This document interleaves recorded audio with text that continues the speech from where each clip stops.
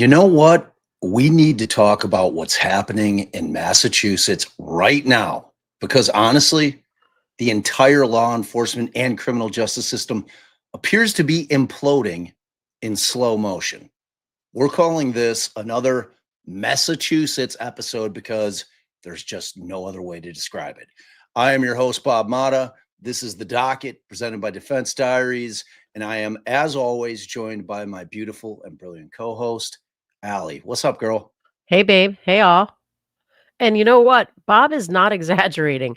When we started looking at everything that's dropped just in the past week, we realized we need to do a comprehensive breakdown because there aren't just isolated incidents. They're all connected threads that tell a really disturbing story about systemic problems in Massachusetts law enforcement.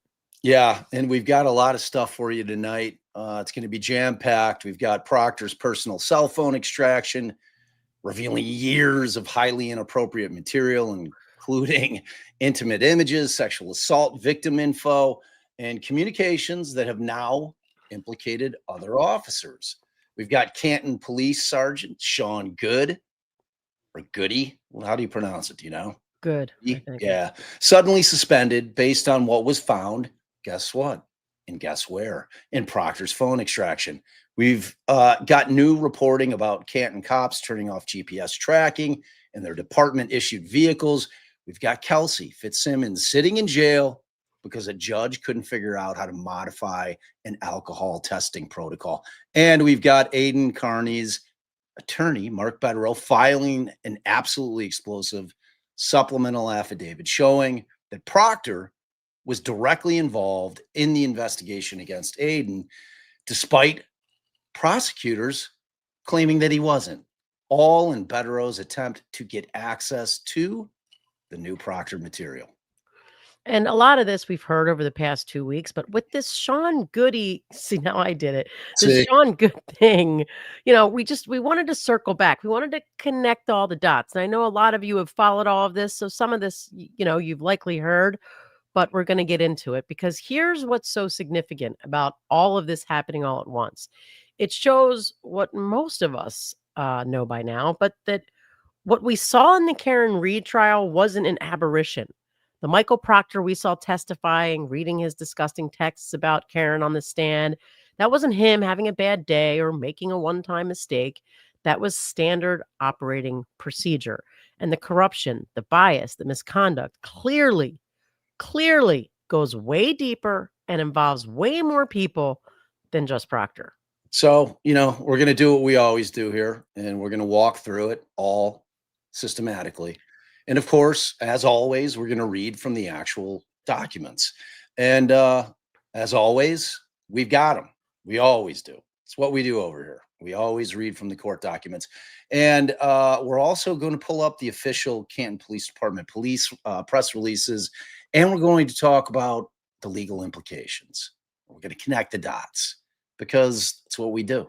We just don't report the news. We analyze it. And we try to explain to y'all what it means.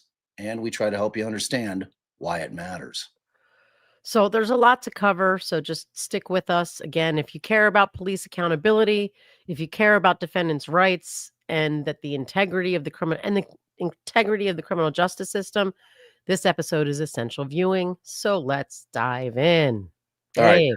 So where are we starting? Where are we starting?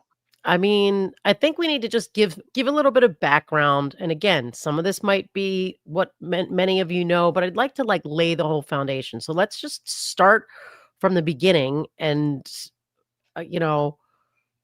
let's start with Michael Proctor's personal cell phone extraction in the Myles King murder case. So I'll set the stage for our viewers about who Myles King is and why the defense wanted access to his phone. So Myles King is charged with murder in a 2021 shooting in Milton, Massachusetts.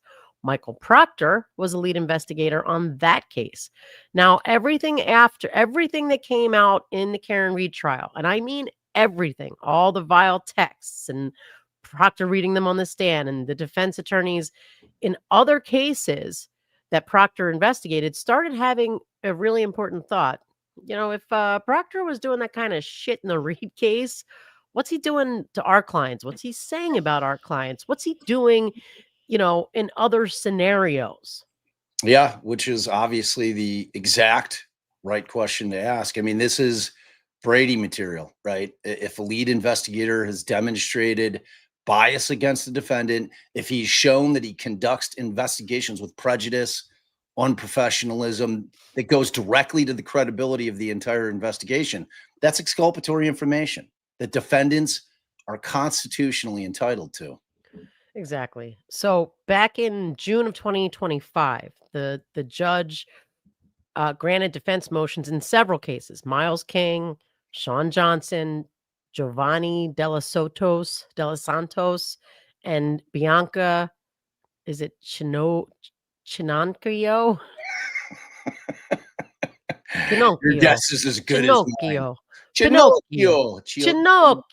Yeah. Ordering that Proctor's work phone and personal phones be extracted and searched for any materials favorable to the defense. And the judge specifically noted that an independent report had already found out, as we all know, that Proctor's work phone supports the defense's theory that police bias played a role in these cases. Yeah. I mean, bottom line, we already knew there was problematic shit on his work phone, right? And in recent weeks, it came out that there was problematic shit found in his personal cell. Now, if you remember from our last Massachusetts, say it with me, Massachusetts live, Proctor's attorney at the time, a guy named Daniel Moynihan, who was representing him through the state police union, filed papers claiming that Proctor had gotten a new personal phone in February of 2024 and had installed software that automatically deleted data every 30 days. How fucking convenient. Advising the court that it was therefore anticipated that nothing useful would be found on his cell. Right. So, sorry, I can't help you. I automatically delete everything every month. There's just nothing there to find. Not at all. But over the last 2 weeks, as Bob said, when prosecutors actually did the extraction of his personal phone, they found text going back to 2012. Yeah. I think. I mean, par for the course, it was bullshit. I mean, Proctor's just a lying piece of shit. So yeah, I mean, Or he thought he had him fooled. I mean, come on, dude. Like, I mean, the whole point of shit like Gray Key and Celebrate is to it makes no sense. Extract shit that you thought even if it's a new phone, there's going to be right. It just made no sense. How can a halfway intelligent person who has the fucking job of investigating people, I mean, like getting materials so that deleted data can be recovered, it just makes no sense. Yeah, I mean, so they have obviously years of data, like text chats, audio files, video files, spanning years, emails, photos, way more than Moynihan had represented was available. So Proctor thought he had weaseled his way around all of his dirty little secrets, but the My Phone Auto Deletes plan, big fail. Big fail. Right. And as we reported previously on, I think it was October 24th, based on the Oh, no, no, no. So recently on October 24th, there was a notice of discovery that was filed. The Commonwealth filed, and we have it right here, the Commonwealth's motion for a protective order regarding information derived from review of extraction of former Massachusetts State Police troopers' personal phone. And before we get into the details of this motion, I want to make something clear to our viewers because it's important. I'm listening.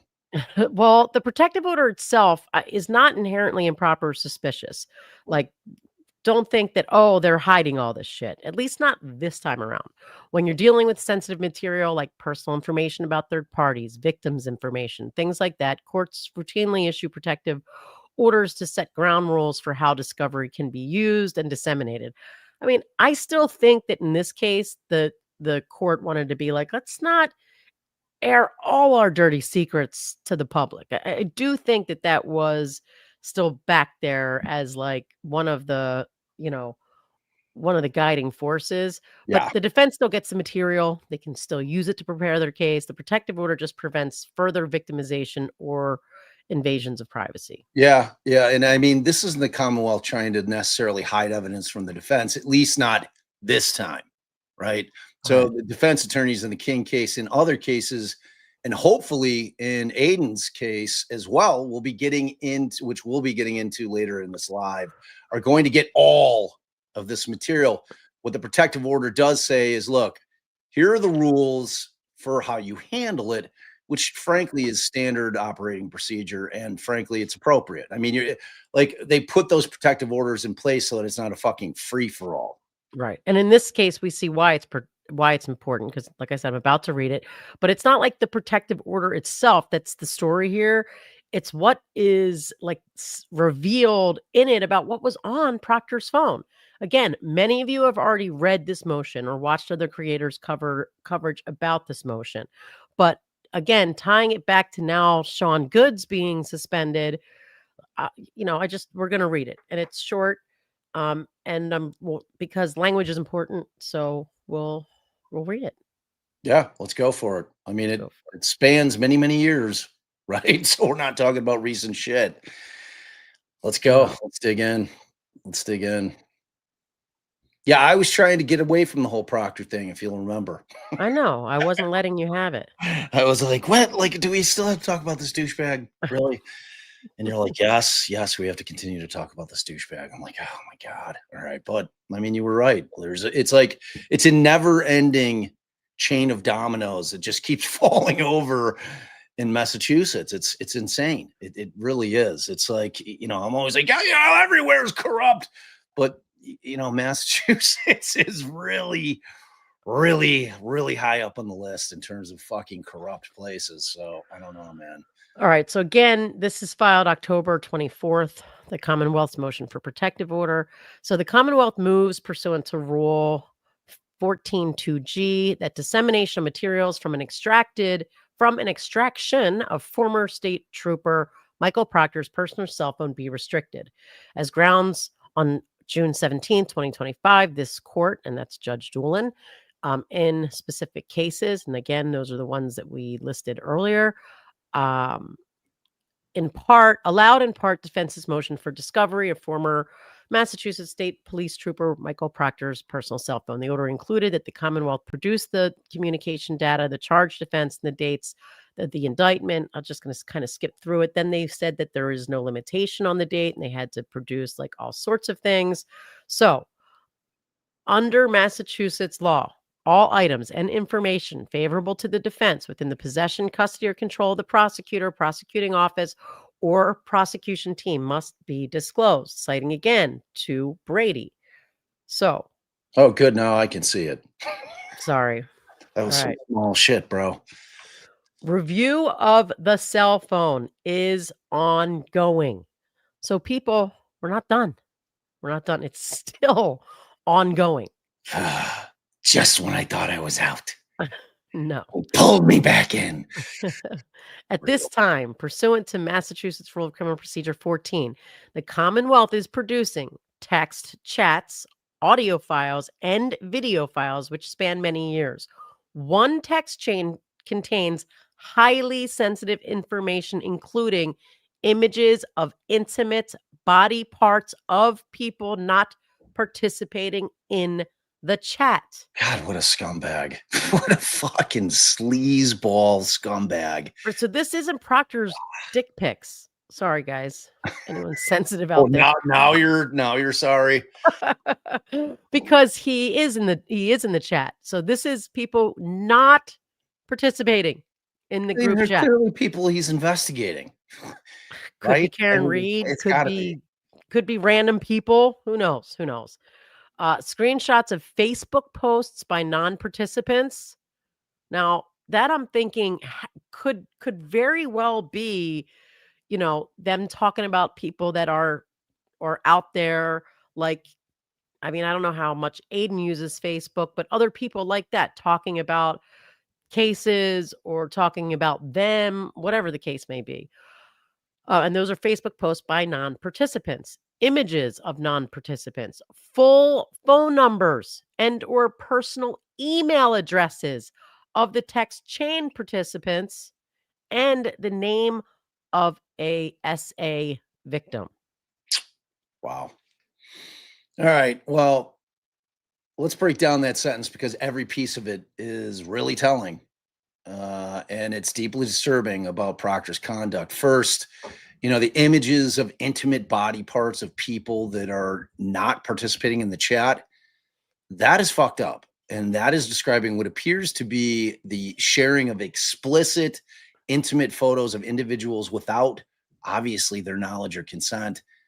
That's fucked up. That is super fucked up. It's Right. such a breach of the public trust in terms of, because cops, quite frankly, I mean, they have more access to our shit if we run into some kind of trouble or perceived trouble and they start digging into our shit.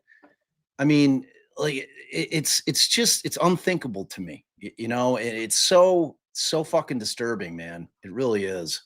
Yeah, and we don't know if these are crime scene photos from investigation, evidence photos, personal photos that someone in the chat possessed or what. But we do know this is Proctor's personal phone, not his work phone. And the fact that the Commonwealth specifically calls this out is highly sensitive. And once it's subject to strict protective measures, establishes that these are not images that should have been shared. Right.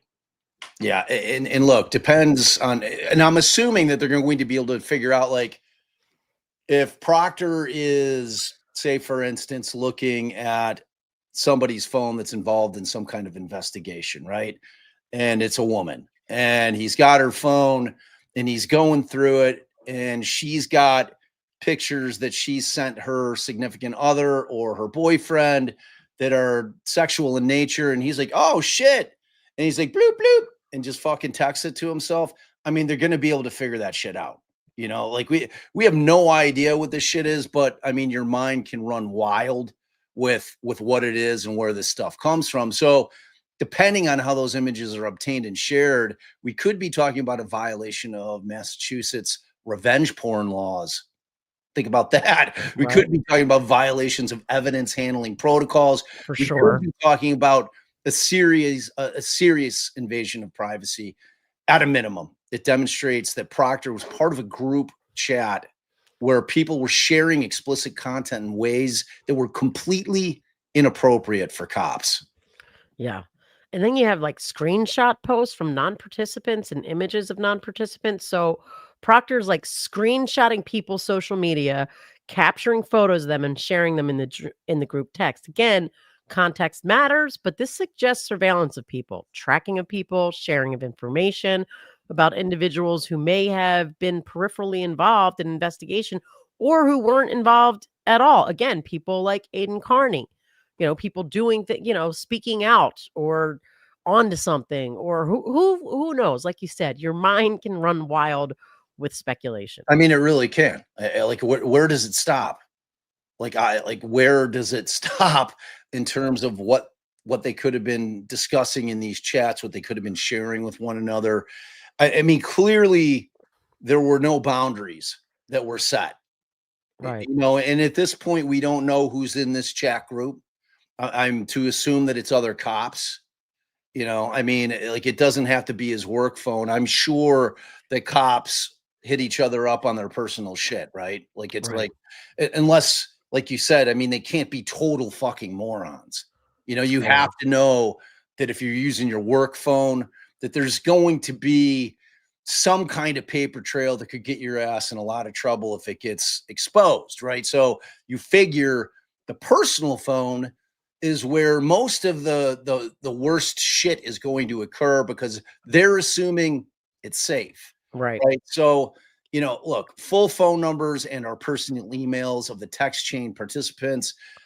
This goes to basic public information security and operational security. You don't want law enforcement officers casually sharing people's personal contact information in private group chats. That information can be misused. It can lead to harassment. It creates privacy concerns and safety concerns for people whose information is being shared. I mean, can you imagine if it were you? Yeah, I mean, maybe it is creators they were doxing and targeting, like again, Aiden, but that the part that really stops us obviously cold is like the name of an SA victim.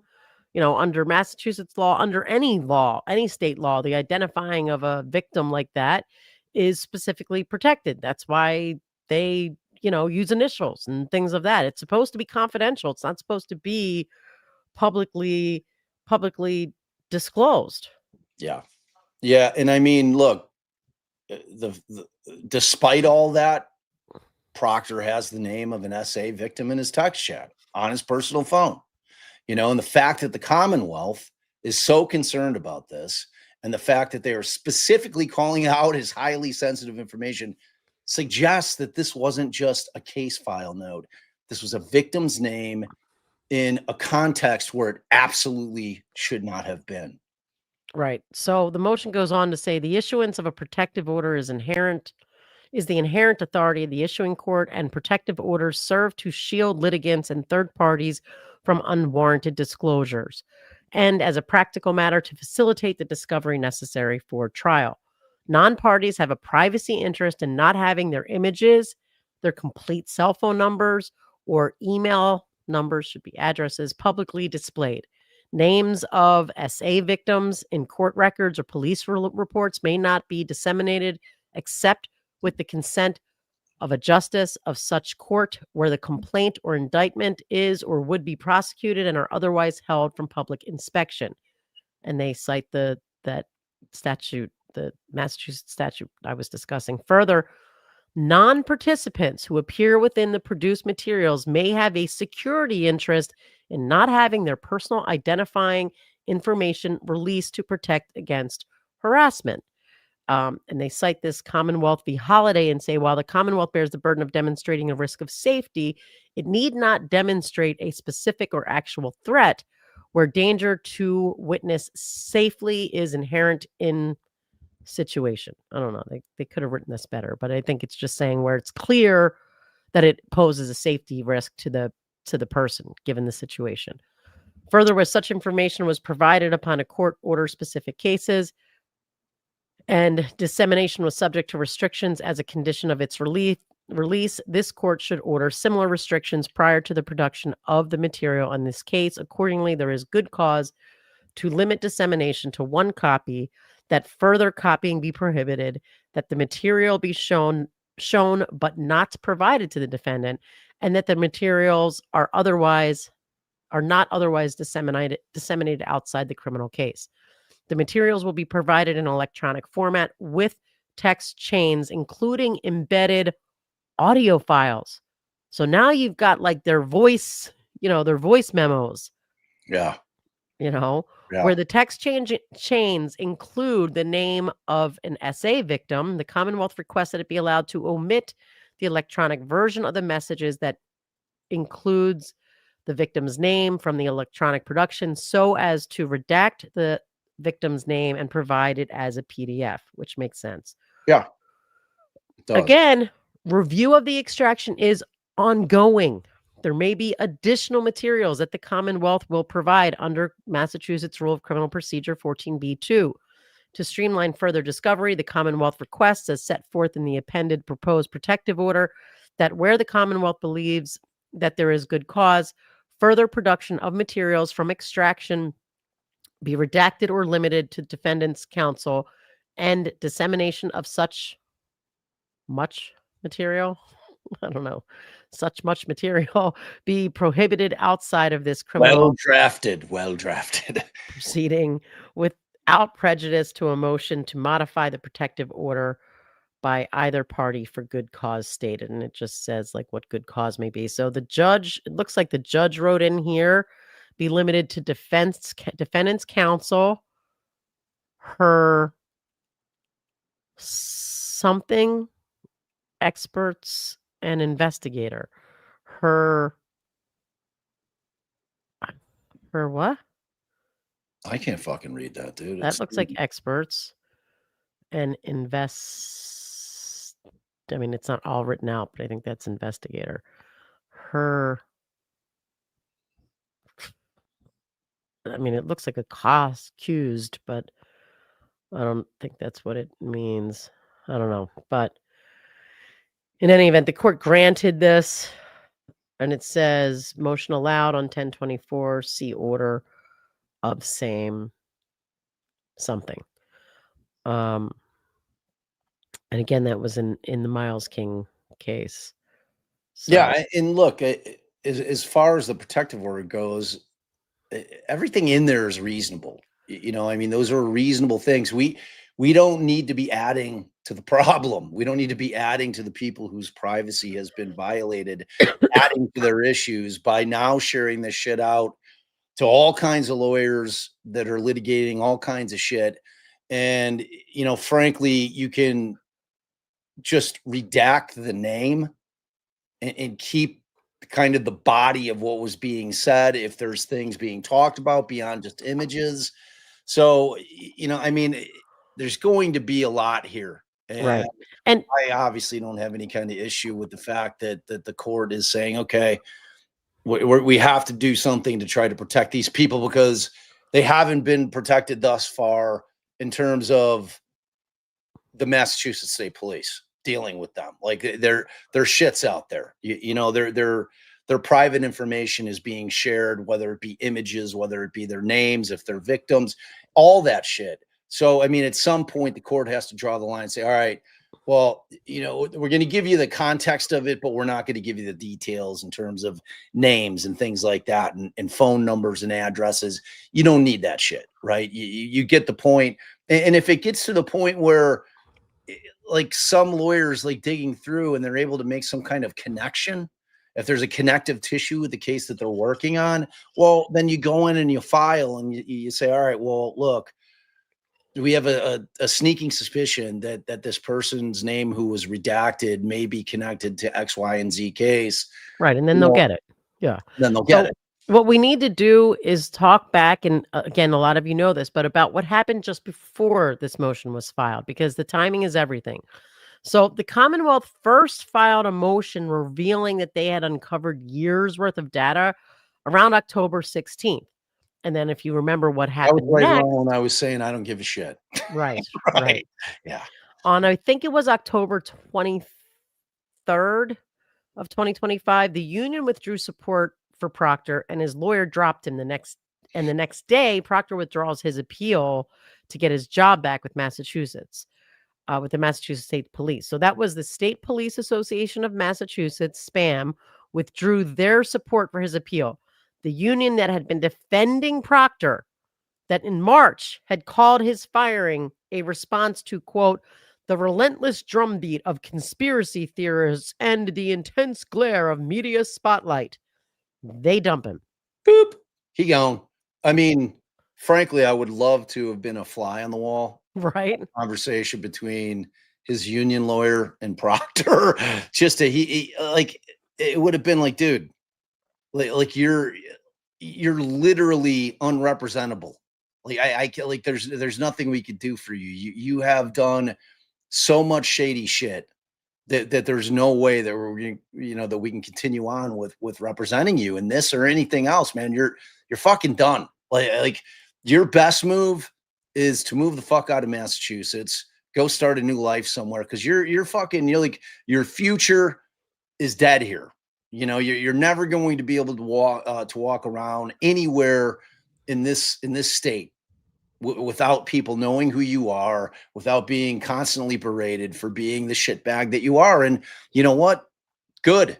He deserves it. I mean, if you're going to breach the public's trust like this, it's exactly what you deserve. It's exactly what you deserve. Right.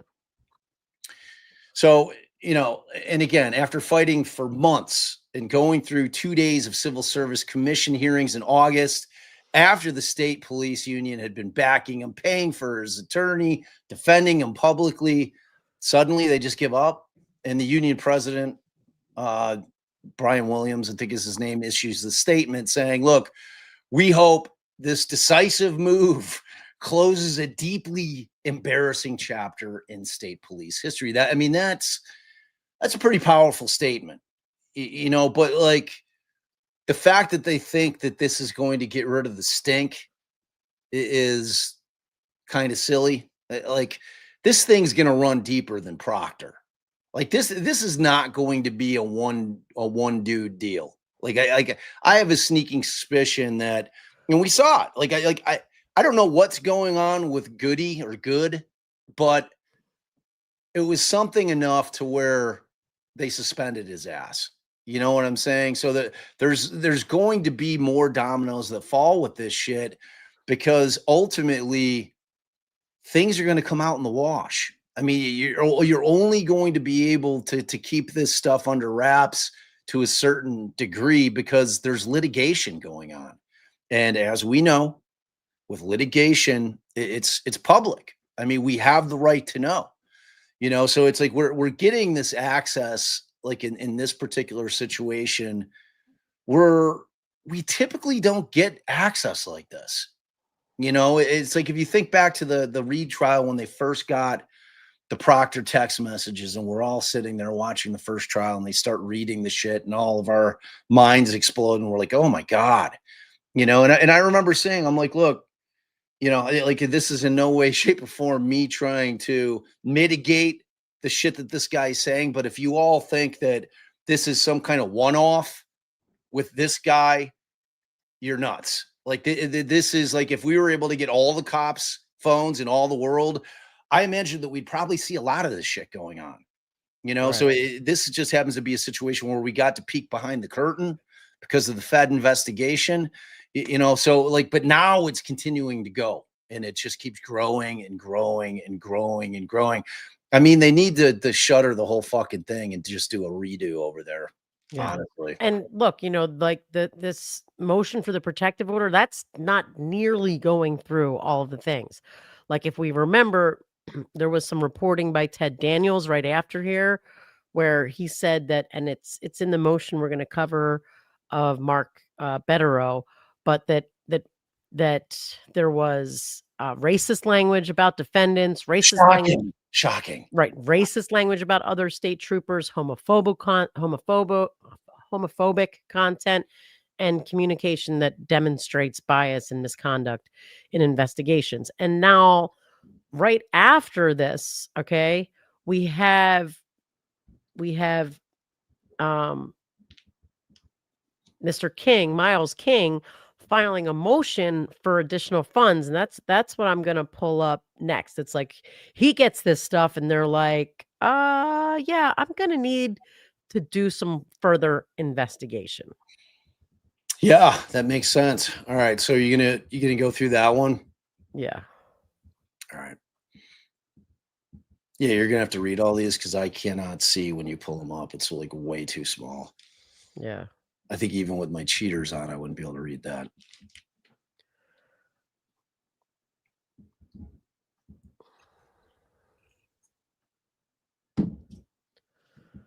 All right.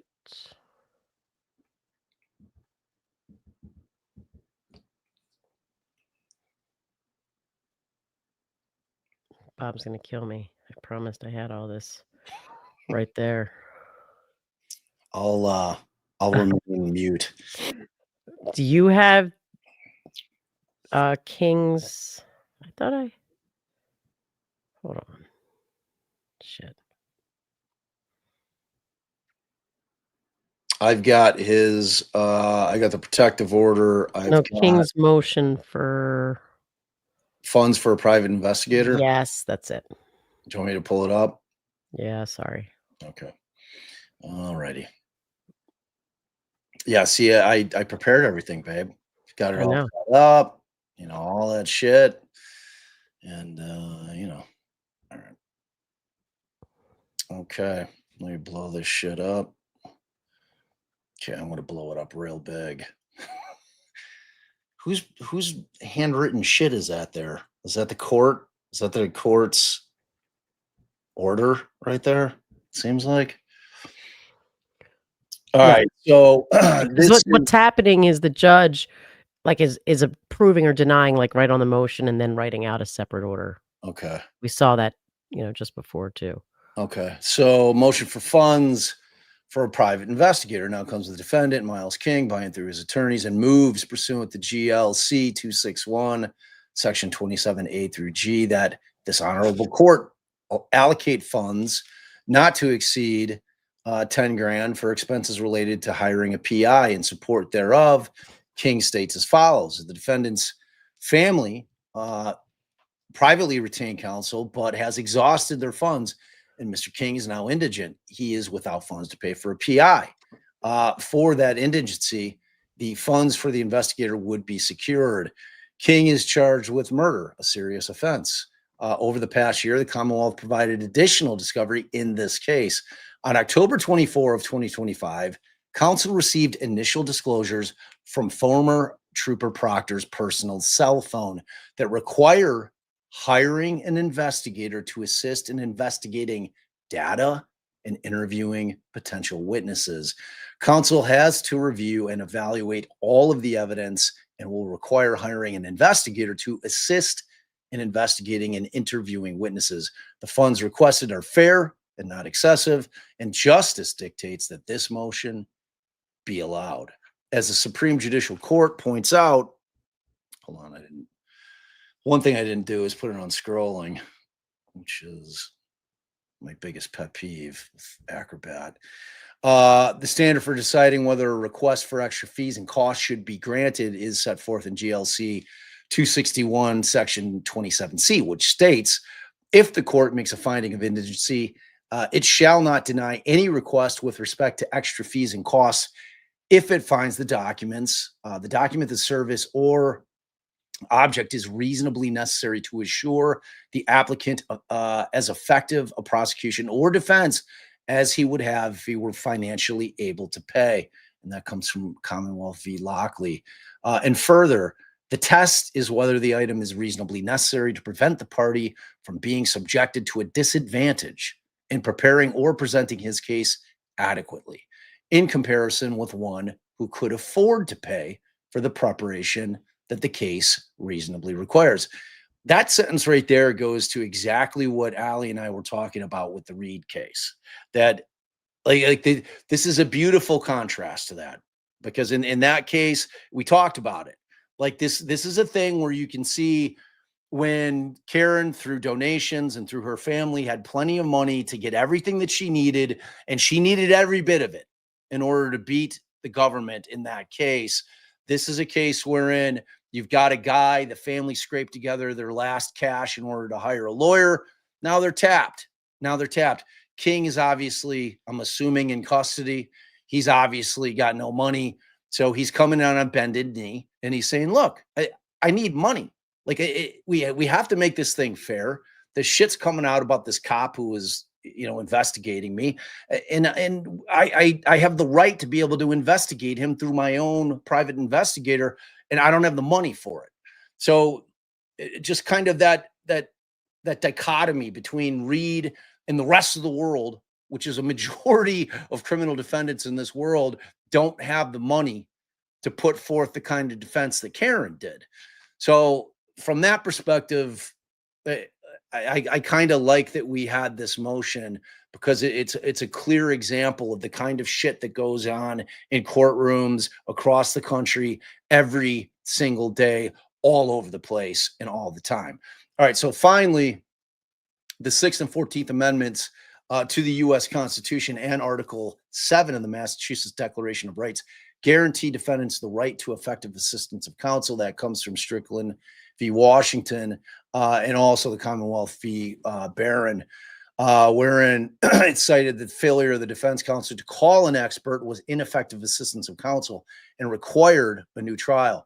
Defense counsel must conduct investigations of facts and potential defenses in order to provide a defendant with effective representation.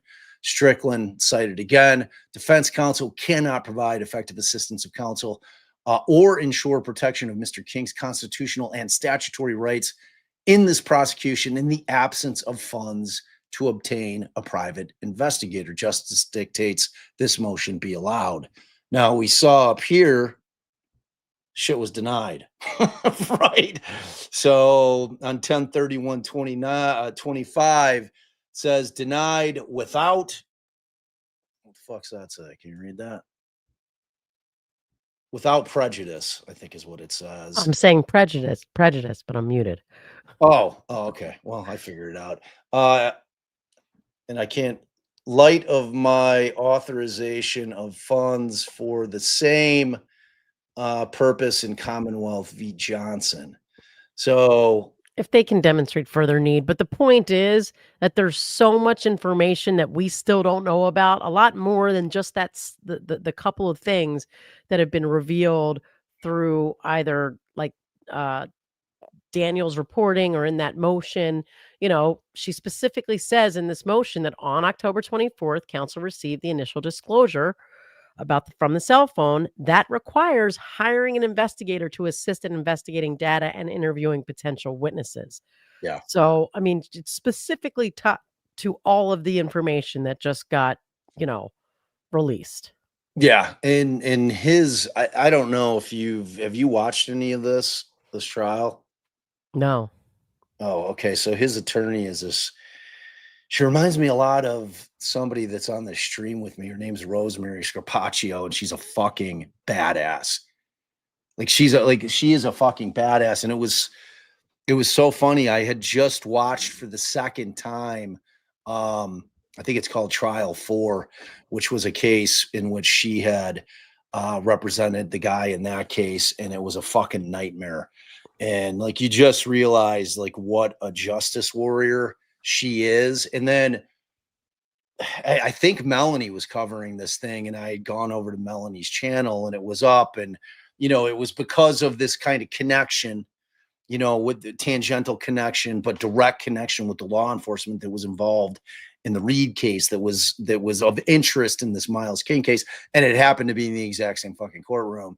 And then I saw, because like when you see Rosemary, you know it's her immediately. She's got a very distinctive look, and I'm like, wow, that's cool. Because I literally had just watched it the night before, and I think I had watched it on another occasion, but it's like a fucking amazing documentary.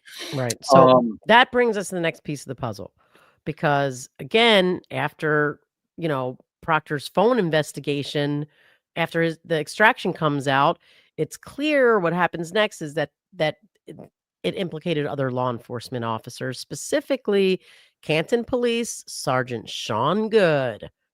So on November 3rd, so yesterday, we had two press releases that we're going to go over. Do you have those? I do. Wow. Cool. He's like, oh, she did it. She did it. You're the best. Is this the first one? Okay. So, and this is from the town of Canton. All right. For immediate release, Monday, November 3rd. All right. Statement of the town of Canton and interim Canton Police Chief Joseph Perkins. Canton. The following is a statement from the town of Canton and the interim police chief Joseph Perkins. Quote, on Friday, October 24th. So that's the same day that this motion, to get the protective order is filed. So on Friday, October 24th, the town of Canton was notified of allegations of misconduct concerning a member of the town's police department, which was discovered during an investigation into a former member of a different law enforcement agency. You don't say. Who could that be? Who could that person be? What the fuck? Oh my So God. immediately, No shit. immediately after becoming aware of the allegations, the town engaged an independent investigator to conduct a thorough administrative investigation into the allegations of misconduct. Sergeant Sean Good was immediately placed on paid administrative leave pending the outcome of that internal affairs investigation. The town of Canton and the Canton Police Department, take this matter very seriously. At least now they do, when it's all, exposed. As this is an active and ongoing administrative investigation, no additional information is available for release at this time. But then they also released a second statement same day. So, okay. Canton. The following is a statement from the town of Canton. On Friday, October 24th, the town of Canton was notified of allegations of misconduct concerning a member of the town's police department. Oh, Myles King is out on bail. Thank you for that. I did not know that. What? I just saw in chat Myles King is out on bail. Oh. Yeah. Okay. Although the town is unable to share confidential personal information due to laws governing employee privacy, there are some facts that the town can share in an effort to ensure transparency and to keep members of the town's community informed of ongoing matters. Immediately after becoming aware of the allegations, that the town engaged an independent investigator to conduct a thorough administrative investigation into the allegations of misconduct. The member of the town's police department under administrative investigation was placed on paid leave on Friday, October 24th, pending the outcome of the administrative investigation. Due to the ongoing nature of the investigation, the town is unable to provide additional details at this time. The town and the town's police department take all allegations of misconduct seriously. Members of the town police department are expected to perform their duties in a professional manner. So I guess they revealed that. The town is committed to providing the quality and level of service that citizens of Canton deserve from their police department. To that end, we will take the necessary steps to ensure that actions by individual officers do not jeopardize that level of service. So, I mean, it doesn't say all that much. Yeah, pretty self-serving, Yeah. I mean, did they have any choice? Really? I mean, can you imagine having to be the fuckhead who has to sit there and draft this shit out? Oh, God. All right. And then fucking Proctor just fucking Proctor left and right. This fucking guy. Like how much do you think fucking Good hates Proctor? Like, oh, this fucking asshole. It's like that dude Stink is just getting all over everybody. And eventually, they're going to have to shut the whole police, all of Canton PD down. They're going to have to just shut it. Here's what we're going to do. We're just going to shut it down. We're going to tear the building down. We're going to build a new one, hire all new fucking people, and we'll start over. So here's the reporting on this from yesterday. Controversy involving the Canton Police Department. A police officer who testified in the Karen Reed case is now on paid administrative leave due to allegations of misconduct. Now, in a statement, the town says Sergeant Sean Good was put on leave after the allegations were discovered during an investigation into a former member of a different law enforcement agency. The independent investigator is now looking into those allegations. Good testified during Reed's first murder trial last year, but did not testify at her retrial earlier this year. The statement goes on to say, quote, the town is committed to providing the quality and level of service that the citizens of Canton deserve from their police department. To that end, We will take the necessary steps to ensure that actions by individual officers do not jeopardize that quality and level of service. That's some hollow Let's bring word. in NBC 10 courtroom insider Sue O'Connor, who attended both Hollow of ass Reed's shit. trials and was there when Sergeant Good testified in the first one. All right, Sue, so if we think about the action involving Good, help us figure out if there are any dots to connect to either the Karen Reed case or to Michael Proctor, who was the lead investigator in that case and had these reams of text messages we just learned about that go back to 2013. Yeah, we don't know, Glenn and JC, but here's what we do know. Both Sean Good and Michael Proctor live in Canton. Good went to high school with Courtney Proctor, Michael Proctor's sister. And the Canton police audit found significant policy failures in the John O'Keefe investigation: improper crime scene photography, no recorded witness interviews, officers using those red Solo cups, You don't personal say. phones to collect evidence. But auditors found no evidence of tampering and no evidence of a conspiracy to frame anyone. So let's get a little bit deeper into Sergeant Good's involvement in the Reed case. For folks who followed Reed's trials, his name is familiar. So what role did he play in the investigation into John O'Keefe's death? Look, Good was very involved in the investigation. He was all over it. He was the overnight dispatcher at the Canton Police when John O'Keefe died. He took both 911 calls, the first one from Kerry Roberts before 5 a.m., then Jennifer McCabe around 6 a.m., reporting that O'Keefe was unresponsive. Good then rushed to the scene. He spoke to the homeowners, Brian and Nicole Albert, and he brought his personal leaf blower from home, which Lieutenant Gallagher asked him to do, and he used it to clear snow, Gallagher did, from the crime scene. And Good gave key testimony in that first trial. He said he did not hear Reed say, "I hit him at the scene." And he testified that he found 0 pieces of taillight that morning. But a taillight photo later appeared in his report documentation, and he was questioned about that on the stand by the defense in that first trial. All right, we'll be watching the story closely. I don't know. Sue, thank you. You're welcome. Wow. And he was the king of the reach around. Like he was doling out reach arounds left and right, that guy. Oh, all right. Do you have any more little news clips? No, that's it for Sean Good. Yeah. Well, I mean, good.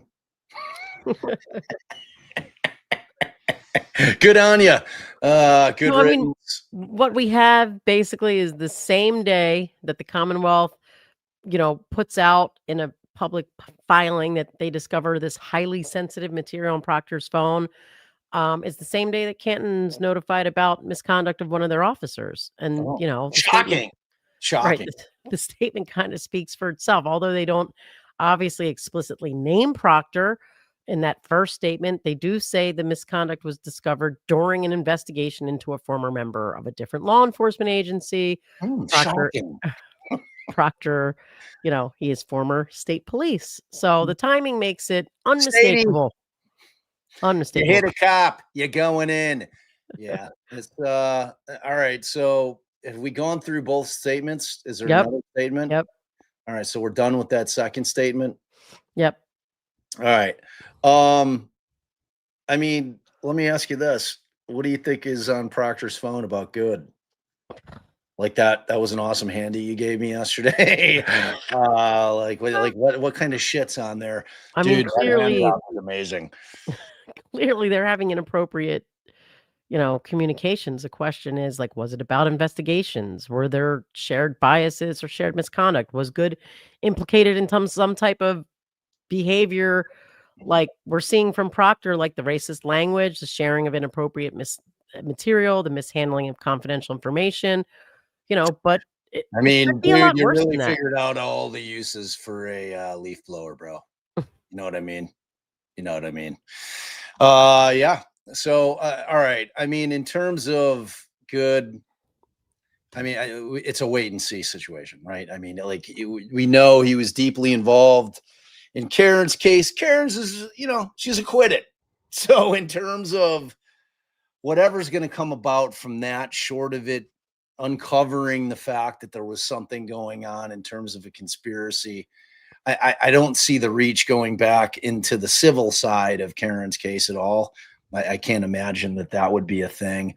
If it turns out that there's shit, that Karen obviously finds out that she's been a part of some of these communications and it's, a massive invasion of her privacy. I mean, that helps bulk up her civil claim. Right. I mean, but at the end of the day, Good, like he worked for Kevin Albert. So Brian Albert's brother, Brian being the homeowner at 34 Fairview Road where the body was found. We know He's where the body's at. right. Kevin Albert was the Canton police detective, and Good worked for him for nearly 2 decades. Yeah. It's 20 years working with old Kev. That's not just we're colleagues. That's we fucking grew up together, know each other's families, we hang, all the things. This dude's my ride or die homie. I mean, you never know. Like they said, it was confirmed that he went to high school with Proctor's sister. I mean, and sister-in-law of Chris Albert.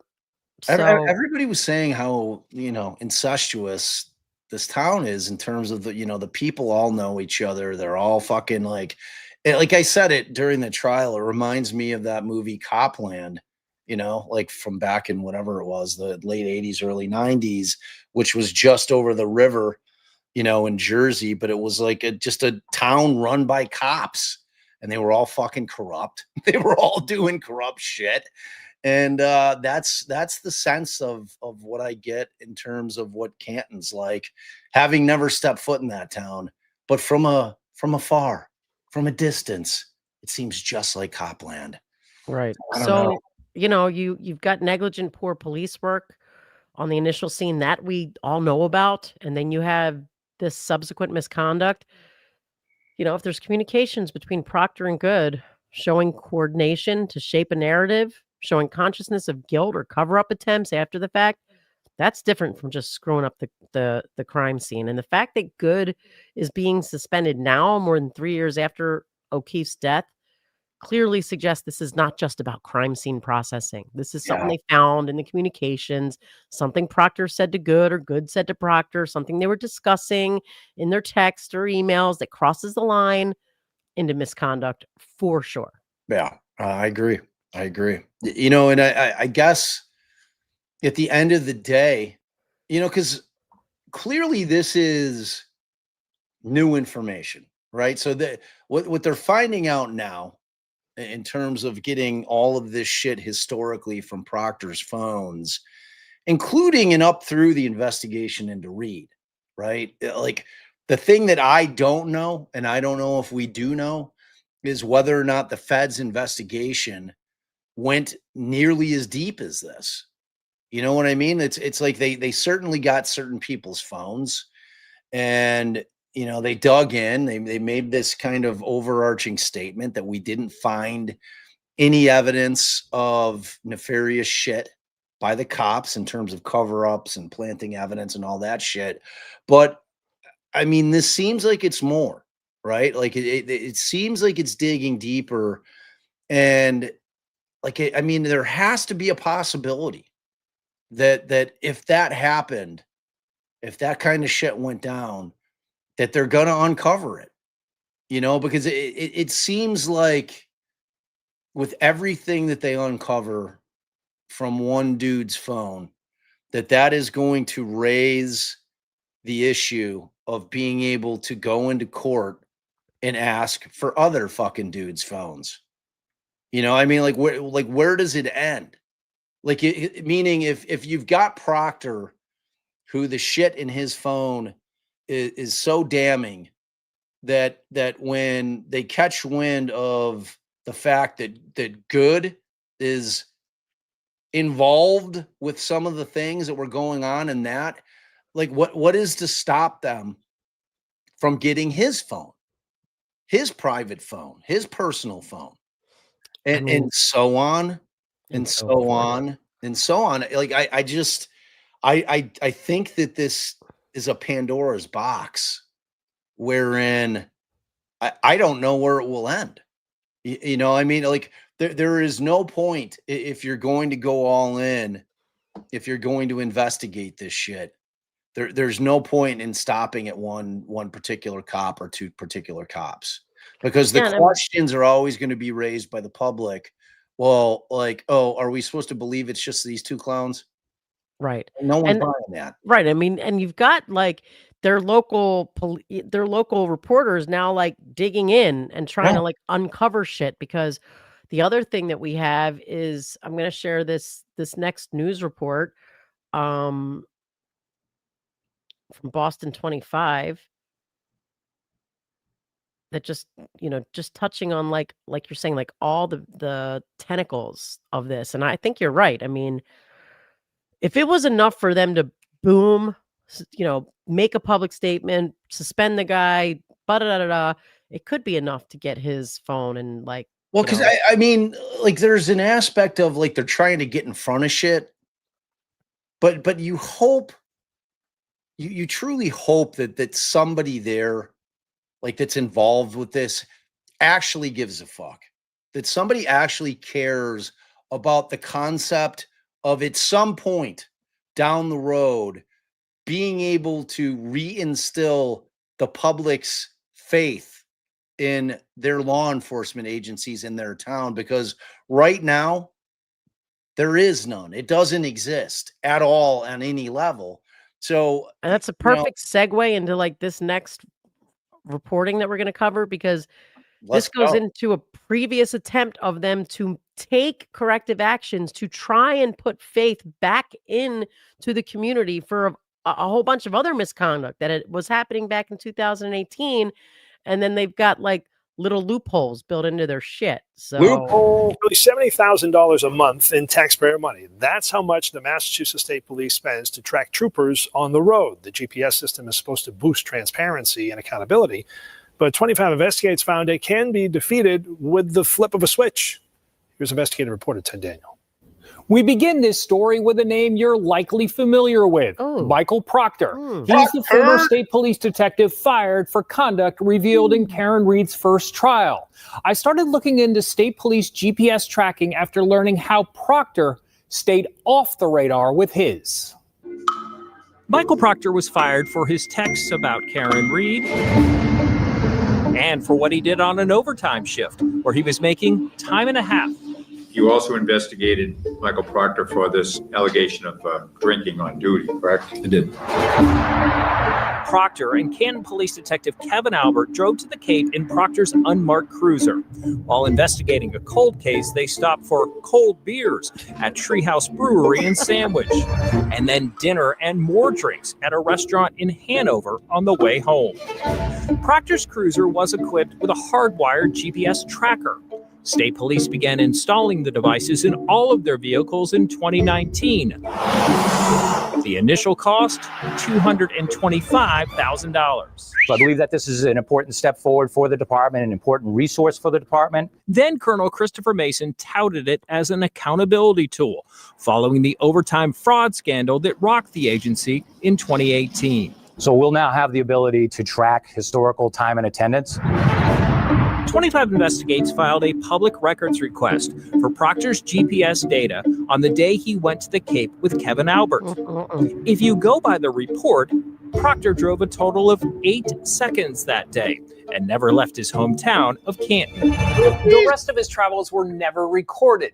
With a flip of a switch, he was able to turn his tracker off. And fair to say you found no violation of misconduct in that respect. Correct. Michael, would you like to make any comment? Proctor was never disciplined for turning off his vehicle locator because he was authorized to. You can't shut your radio off, so why would you shut that off? Dennis Galvin is a retired state police major and president of the Massachusetts Association for Professional Law Enforcement.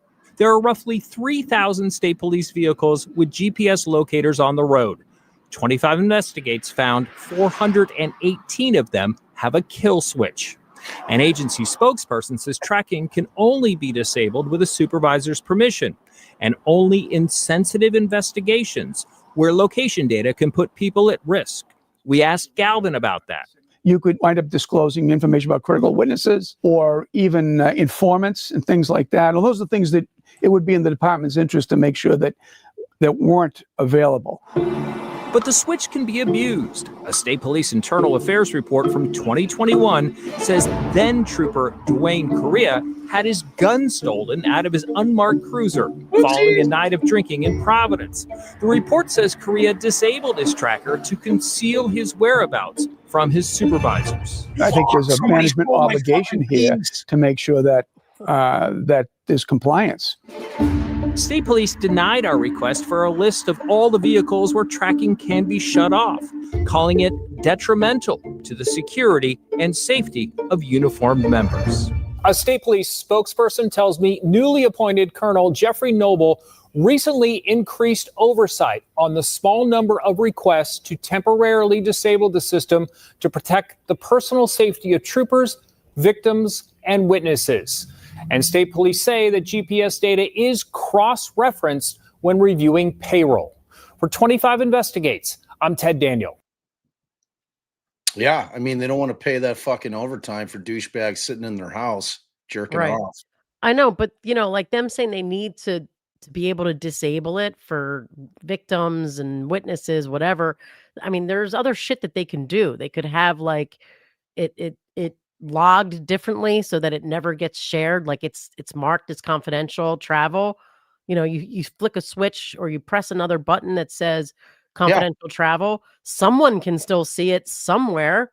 I mean, you can't. What's that shit on your browser? What's that called? Where you're like private browsing. Yeah, it's got like another name, but it's like you just go into whatever that fucking mode is. It's incognito. Like, incognito. Thank you. Right. Yeah. They flag it as incognito, and then your sergeant can see it because obviously he can know where witnesses are. But I mean, like when they decided to do that shit, let's just be clear about it. They didn't give a fuck about the public. They wanted to make sure that their cops weren't stealing overtime. Like that was the thing. When that got exposed, they're like, all right, these fuckheads are driving around. We need to be able to track where they're going because they're telling us they're doing things that they're not doing and they're getting paid for it, which makes us all look like giant assholes. And the public's going to be like, hey, that's our money. It's our tax. That's our tax money that you're paying for guys not doing things that they're pretending that they're doing. So like that was the impetus of them putting those trackers on. And, like I can see a lot of different uses for it, like frankly, I think that should all be tendered in discovery. I'd like to see that's why they're saying that they need to have a kill switch so that private information like the address of a witness, confidential source, blah, blah, blah. It's not private from defense attorneys. Fuck that. We have every right to go talk to a witness. If it's a confidential source, not a confidential witness. Like a CI? Right. Oh. Informant. Oh, yeah. But that's where I'm saying that they can flag it as do not disclose, as incognito travel, whatever the hell they need to. Yeah. But so what we're gonna jump to Turtle Boy and then come back to Kelsey. So then we have, and like I said, many of you have already heard this, but Betterow after the first filing, where he learns that there's all this confidential information, he has to file a motion because they're saying no, Aiden he's not within the group that should get all of this data. I almost lost my headphones. Oh no. So scary. What? That's terrifying. I'm scared for you.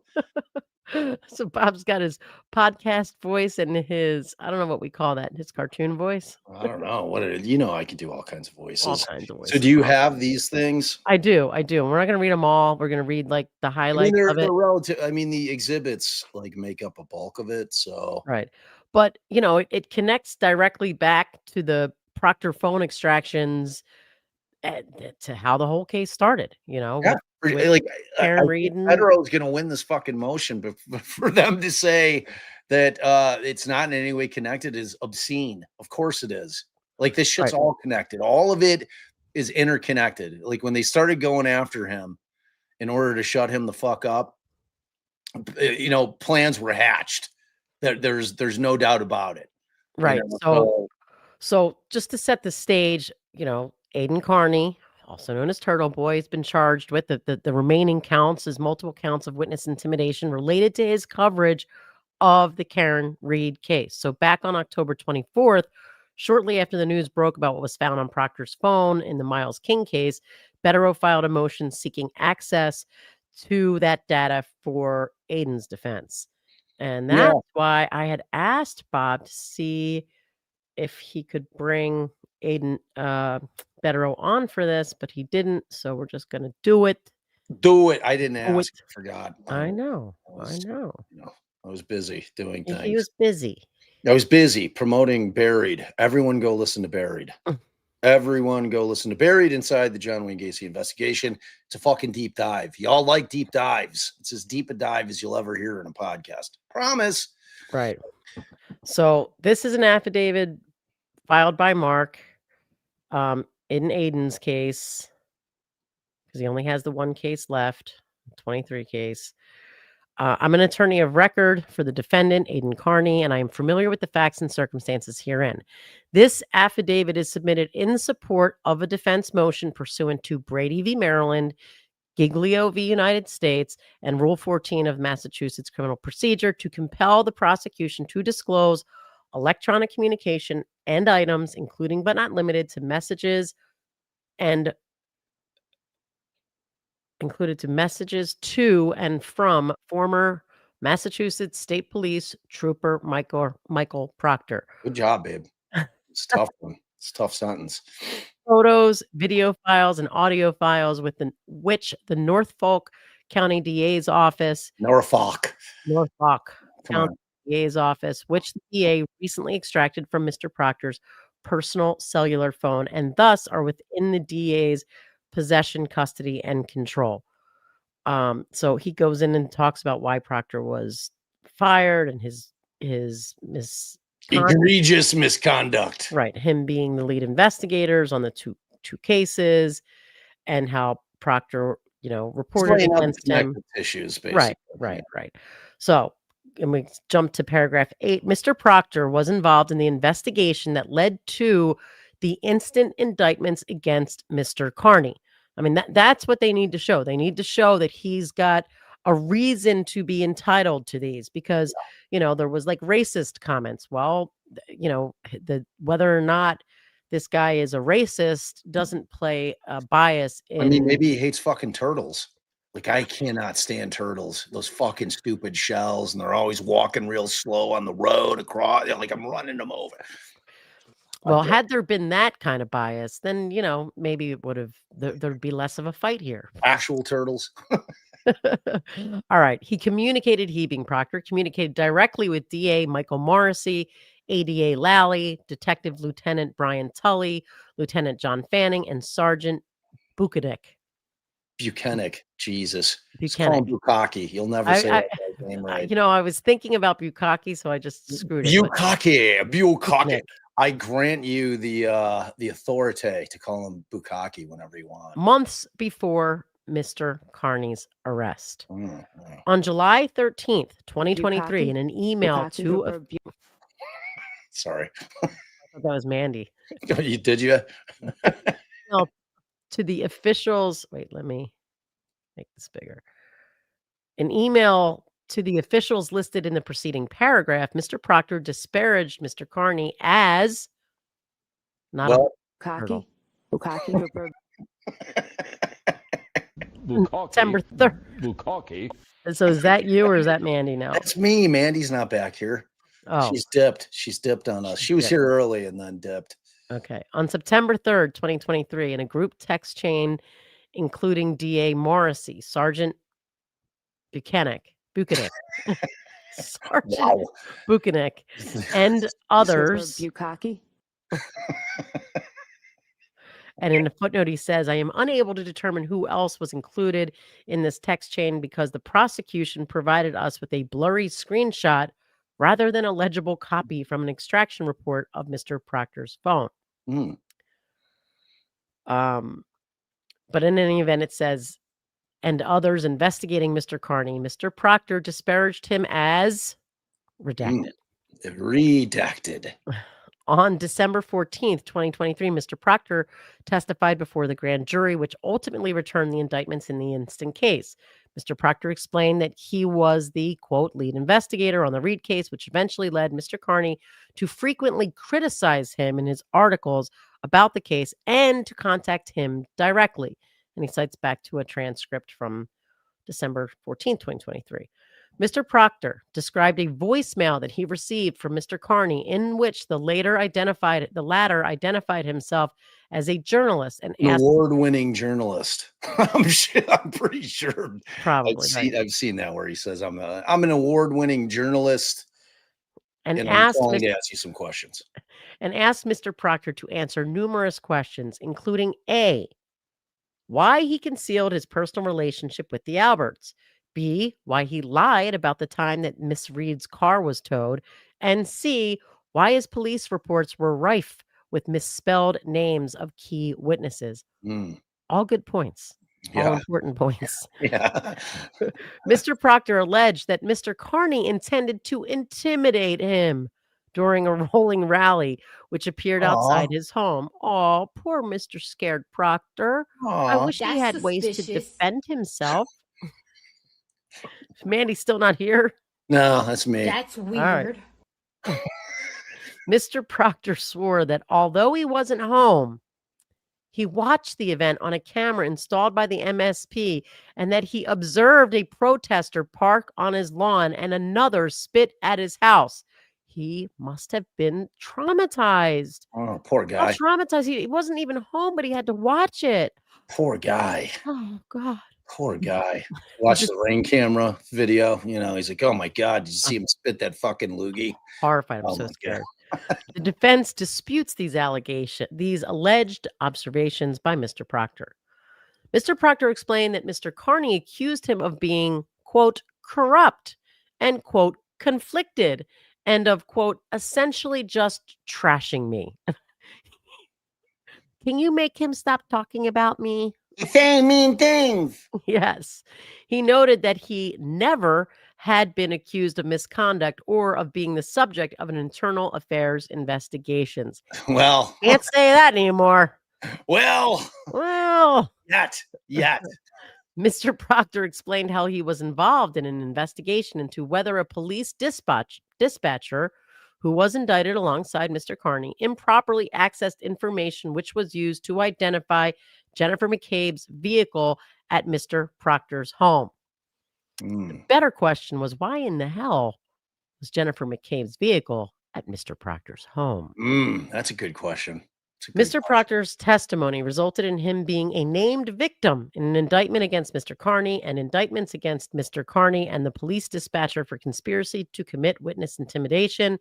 These charges were dismissed by the court on March 19th, 2025. At trial, the defense will argue that the MSP investigation of Mr. Carney was conflicted, biased, conducted in bad faith, and otherwise unprofessional. Mr. Proctor's role in the investigation, including his personal character and his potential bias against Mr. Carney and criminal defendants or suspects in general, are key components to this defense. So then he goes through what they've already acknowledged about, shit in the extraction. According to published reports. According to published reports, among the discoverable communication extracted from Mr. Proctor's phones are, quote, thousands of text messages that contain racial slurs and offensive and inappropriate language, close quote. On information belief, Mr. Proctor's phone also contained homophobic comments, and the disgusting messages he sent were made about subjects of investigations, defendants, and MSP colleagues. Hold on, I have to cough. Okay, cough button. Cough button. Oh, yeah. Look at that. Good use. Good use of the cough button. I'm waterless. Do you want me to go grab you a water while you're reading? I'll do that. Drag it out. Drag it out. Okay. All right. Thanks, babe. I love you so much. Okay, so 22, racial and homophobic slurs against subjects of his investigations or colleagues combined with his inappropriate remarks about Mr. Carney during this investigation. citing back to paragraphs above, and any other offensive communication evince Mr. Proctor's possible bias, conflicts of interest, and lack of impartiality to his work. And then again, he just goes on about how much we know about how bad these messages that they've touched on thus far. So on October 21st, 2025 at 8:10 a.m., so that's Betterow, emailed Special Prosecutor Robert Cosgrove at the Norfolk, First Assistant DA Lisa Beatty, a specific demand under Brady, Giglio, and Rule 14 for any of the recently discovered Proctor communications which might impair his credibility. On October 21st at 11:10 p.m., Mr. Cosgrove responded that he would not provide the defense with the requested information.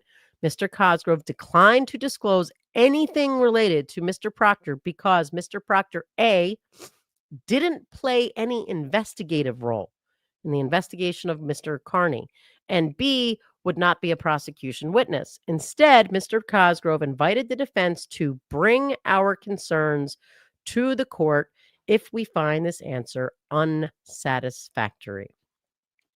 So as a result, that's why they're, looking for this material. In paragraph 27 states, thanks, babe. Evidence in the DA's possession, custody, or control, which impairs Mr. Proctor's credibility by revealing his poor character, his racist and homophobic beliefs, his investigative bias, his making of false statements, and/or which advance Mr. Carney's defense that the investigation itself was corrupt, rife with conflicts, lacked integrity, and/or conducted in bad faith, constitute Brady material that must be provided to the defense. And as Bob said, we agree with him.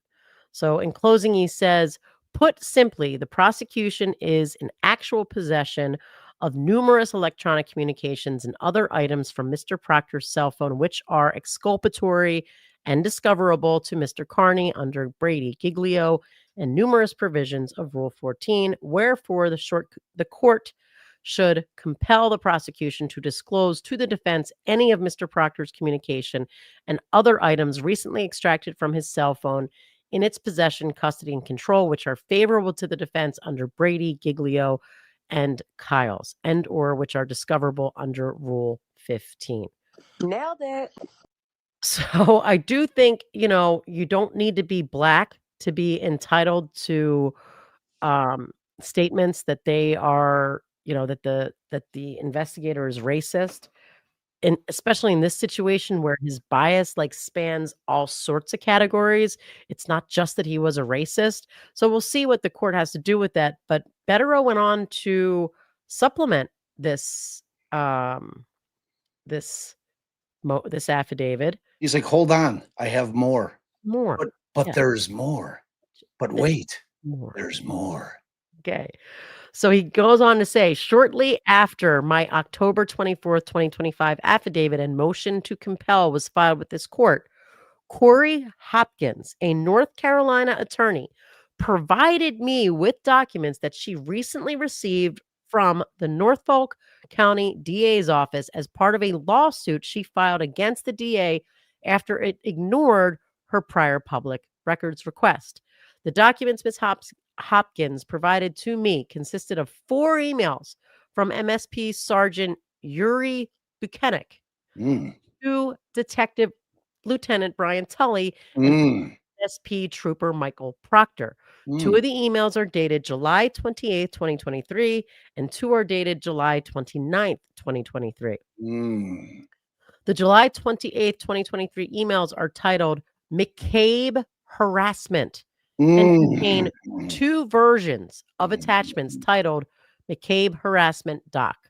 The July 29th, 2023 emails are titled Albert's Harassment and contain 2 versions of attachments titled Albert's Harassment Doc. That's suspicious. It sure is. It sure is. The Super defense sus. The defense, and he's just indicating all the ways that Proctor was actually involved in this freaking investigation. Yep. The defense does not have copies of the 4 attachments described above. I'm informed by Miss Hopkins that those were not included in the DA's production to her. The subject matter of the 4 emails and attachments relates to MSP's investigation of Mr. Carney. Abso-fucking-lutely. These documents are with written statements of prosecution witnesses that are within the possession, custody, and control of the Commonwealth. As such, they indisputably are discoverable under Rule 14 of the Massachusetts Rule of Criminal Procedure. Again, he goes on just to say how they're not turning anything over. I'm just going to continue reading it, actually. Notwithstanding numerous defense requests for discovery and a court order directing the Commonwealth to disclose, quote, all automatic discovery under Rule 14 by May 8th, 2024, and he's referring back to a previous affidavit that he filed, and of October 27, 2025, the above described July 28th and July 29th, 2023 emails and attachments have not been provided by the prosecution. Oopsies. Yeah. Oops. On Oops. October 25th, after my affidavit and motion to compel was filed, highly regarded journalist Ted Daniel reported that in addition to possessing thousands of racist and possibly homophobic messages on his cellular phone, Mr. Proctor also maintained and possibly shared intimate images of third parties and shared the name and/or confidential information about at least one alleged SA victim. So he's just going on to say if he would do that, and who knows what else he would do. He committed crimes punishable up to 1 year in jail and a fine no more than $1,000 or both. If the intimate images Mr. Proctor possessed and or shared depicted Karen Reed, then Mr. Proctor may be subject to prosecution for perjury, giving his sworn testimony at Karen Reed's trial. And then he goes on in a footnote to say he testified that a text message he sent his MSP supervisors indicating that he had not discovered any nudes so far on Miss Reed's phone was a joke. He cites back to the transcript. He denied looking for nudes of Miss Reed. Mr. Proctor was adamant that he doesn't look for naked photos in anybody's phone. That's weird. Wow. It goes without saying that if Mr. Proctor engaged in a pattern of unprofessional conduct in multiple investigations to the extent that he may have even committed crimes by A, gossiping with friends and or family about confidential and sensitive police business, which served as one specification for his termination from MSP. He quotes back to another affidavit. And B, perjuring himself at Miss Reed's trial about his disgraceful investigative conduct. Such evidence is favorable to Mr. Carney's defense that the MSP investigation against him lacked integrity, was biased, and conducted in bad faith.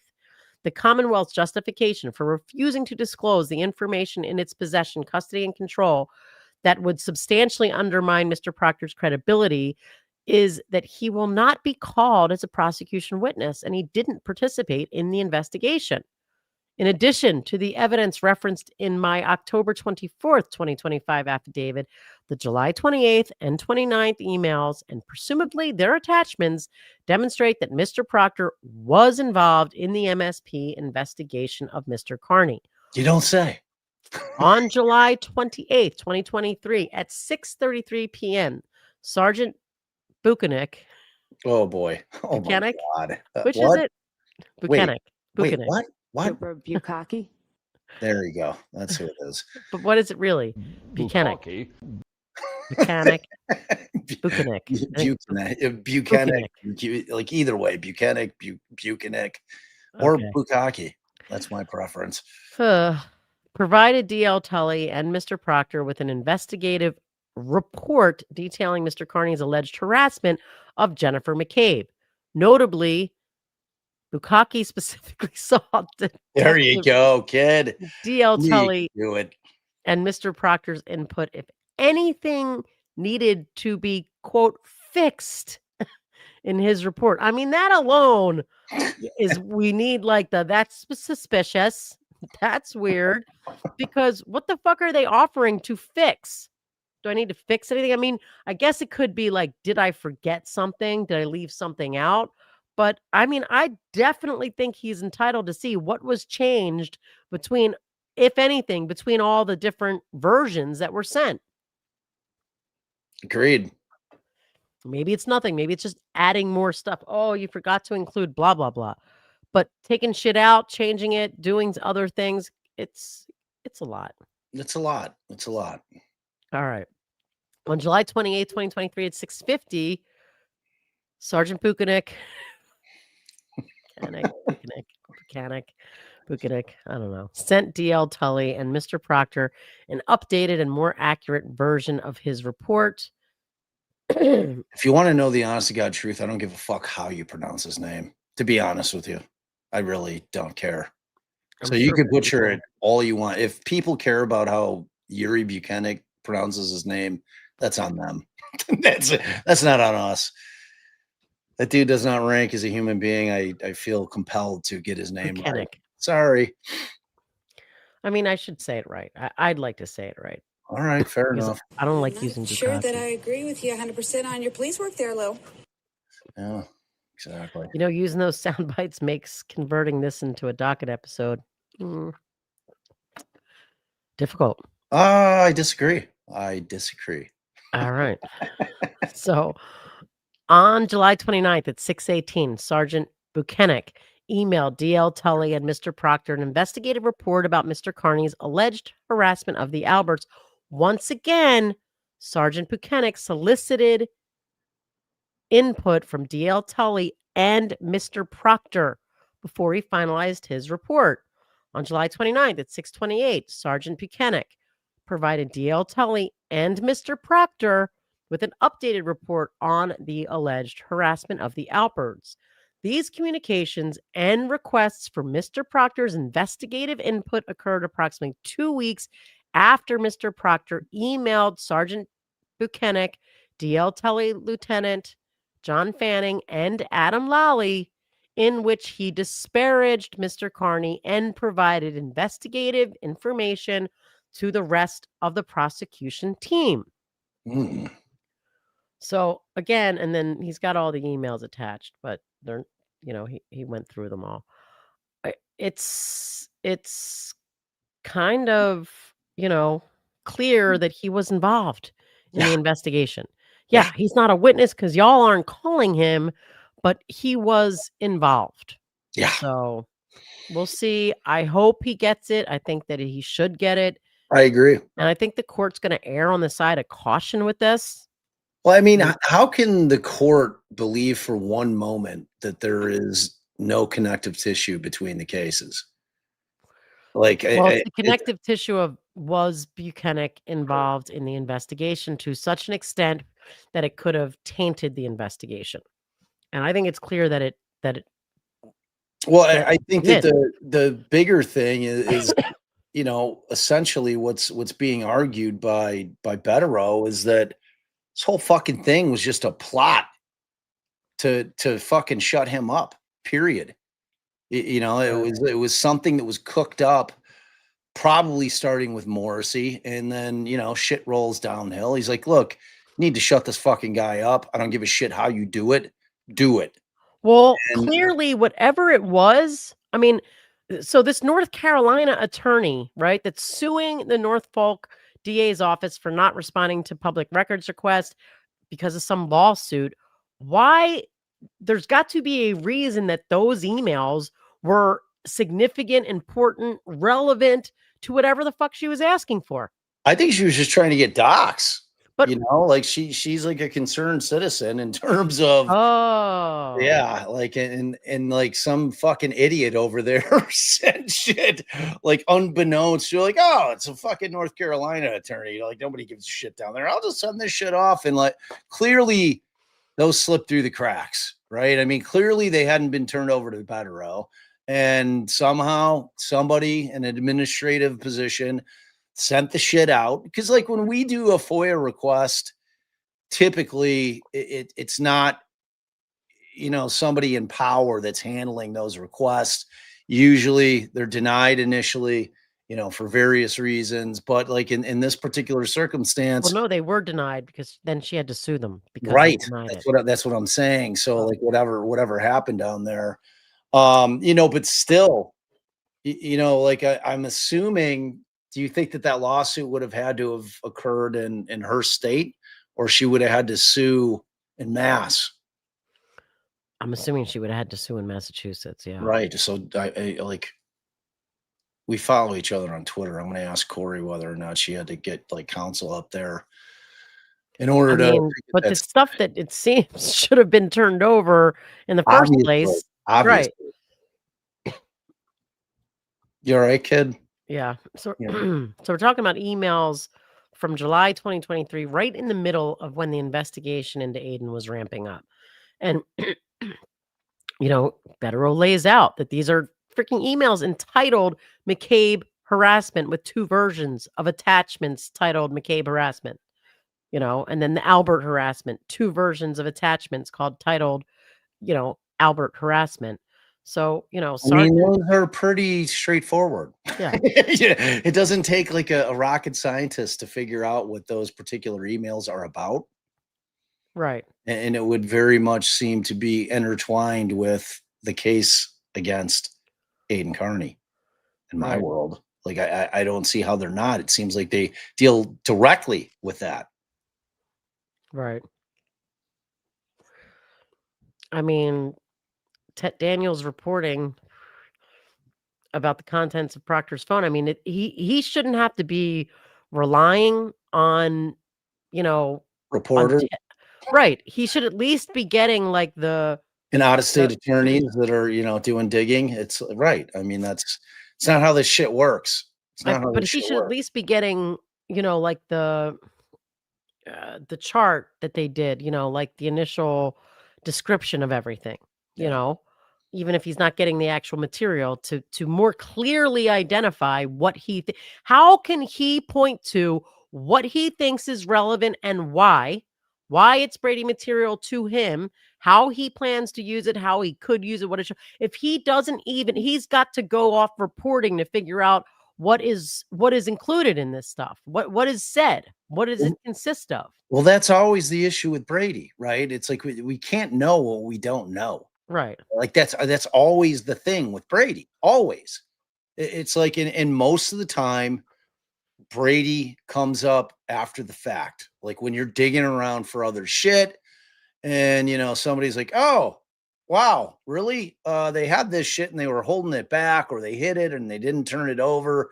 It's like, to your point, you can't ask for things that you don't know fucking exist in the world, you know, and you just espousing and pontificating and guessing and speculating that they have this shit without any real knowledge of it is useless. Right. And you can only assume based on these emails that, like, after he sends the email on July 28th at 6:50, 17 minutes later, now he just asked Tully and Proctor if he should update something and give more accurate versions of his report. And then he sends it, a fixed version, you know, that he fixed it with feedback that he got from Tully and or Proctor. Right. So, you know, I think he's going to get this stuff. It's definitely shows like a pattern that Buchanan's drafting investigative reports about Carney, but specifically asking for Proctor's input, you know? Yeah. Right. So.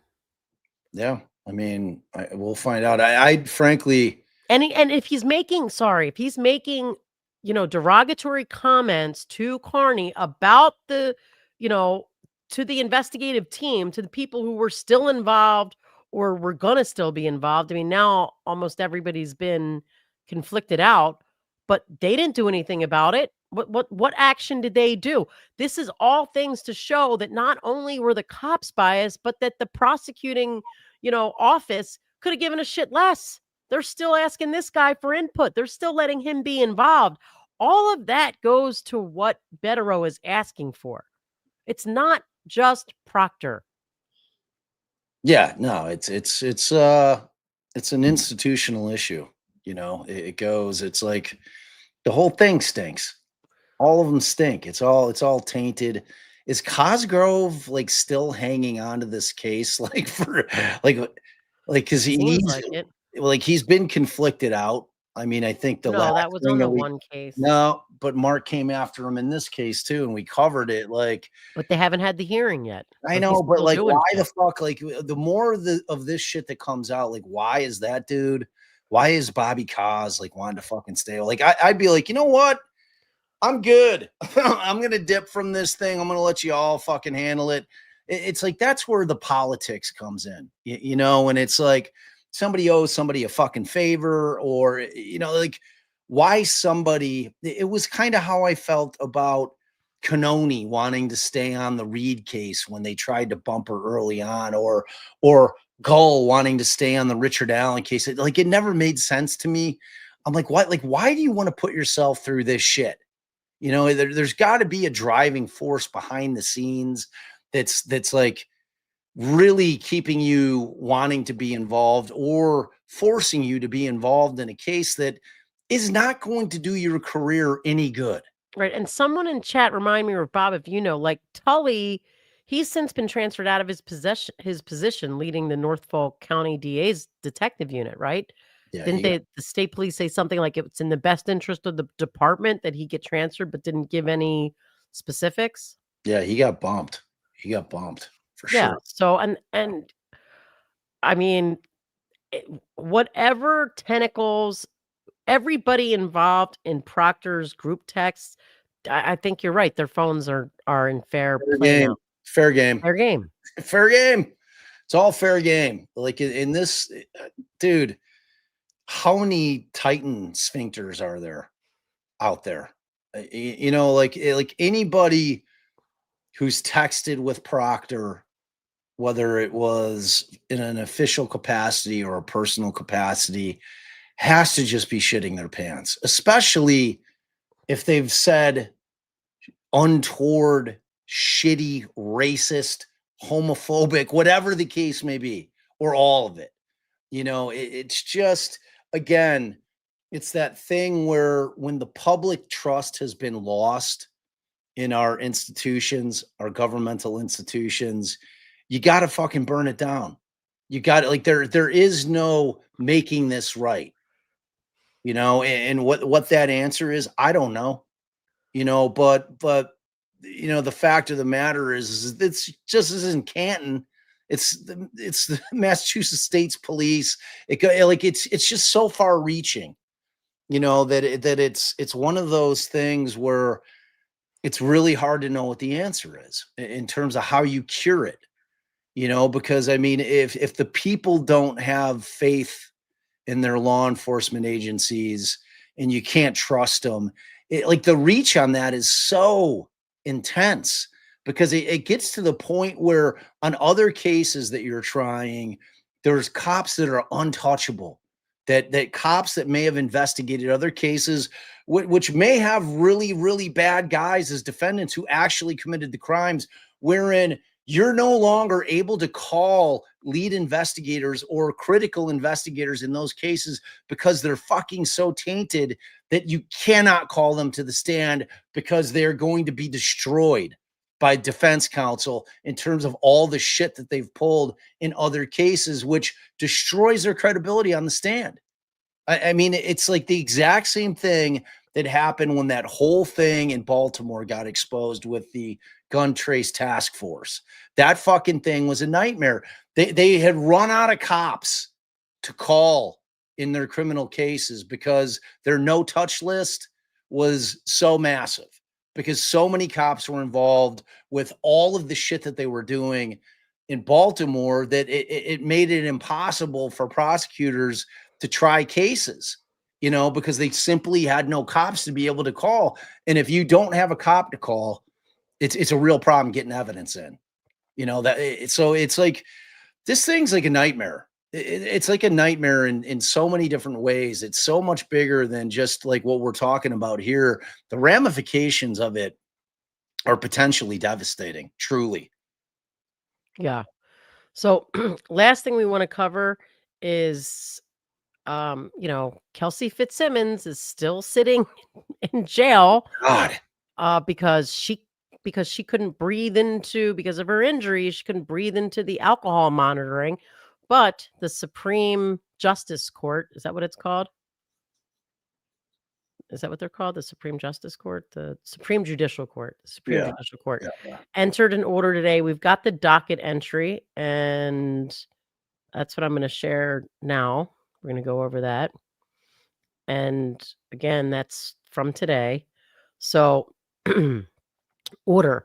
Kelsey Fitzsimmons was indicted for 1 count of assault with a dangerous weapon in violation of GL 265-15B.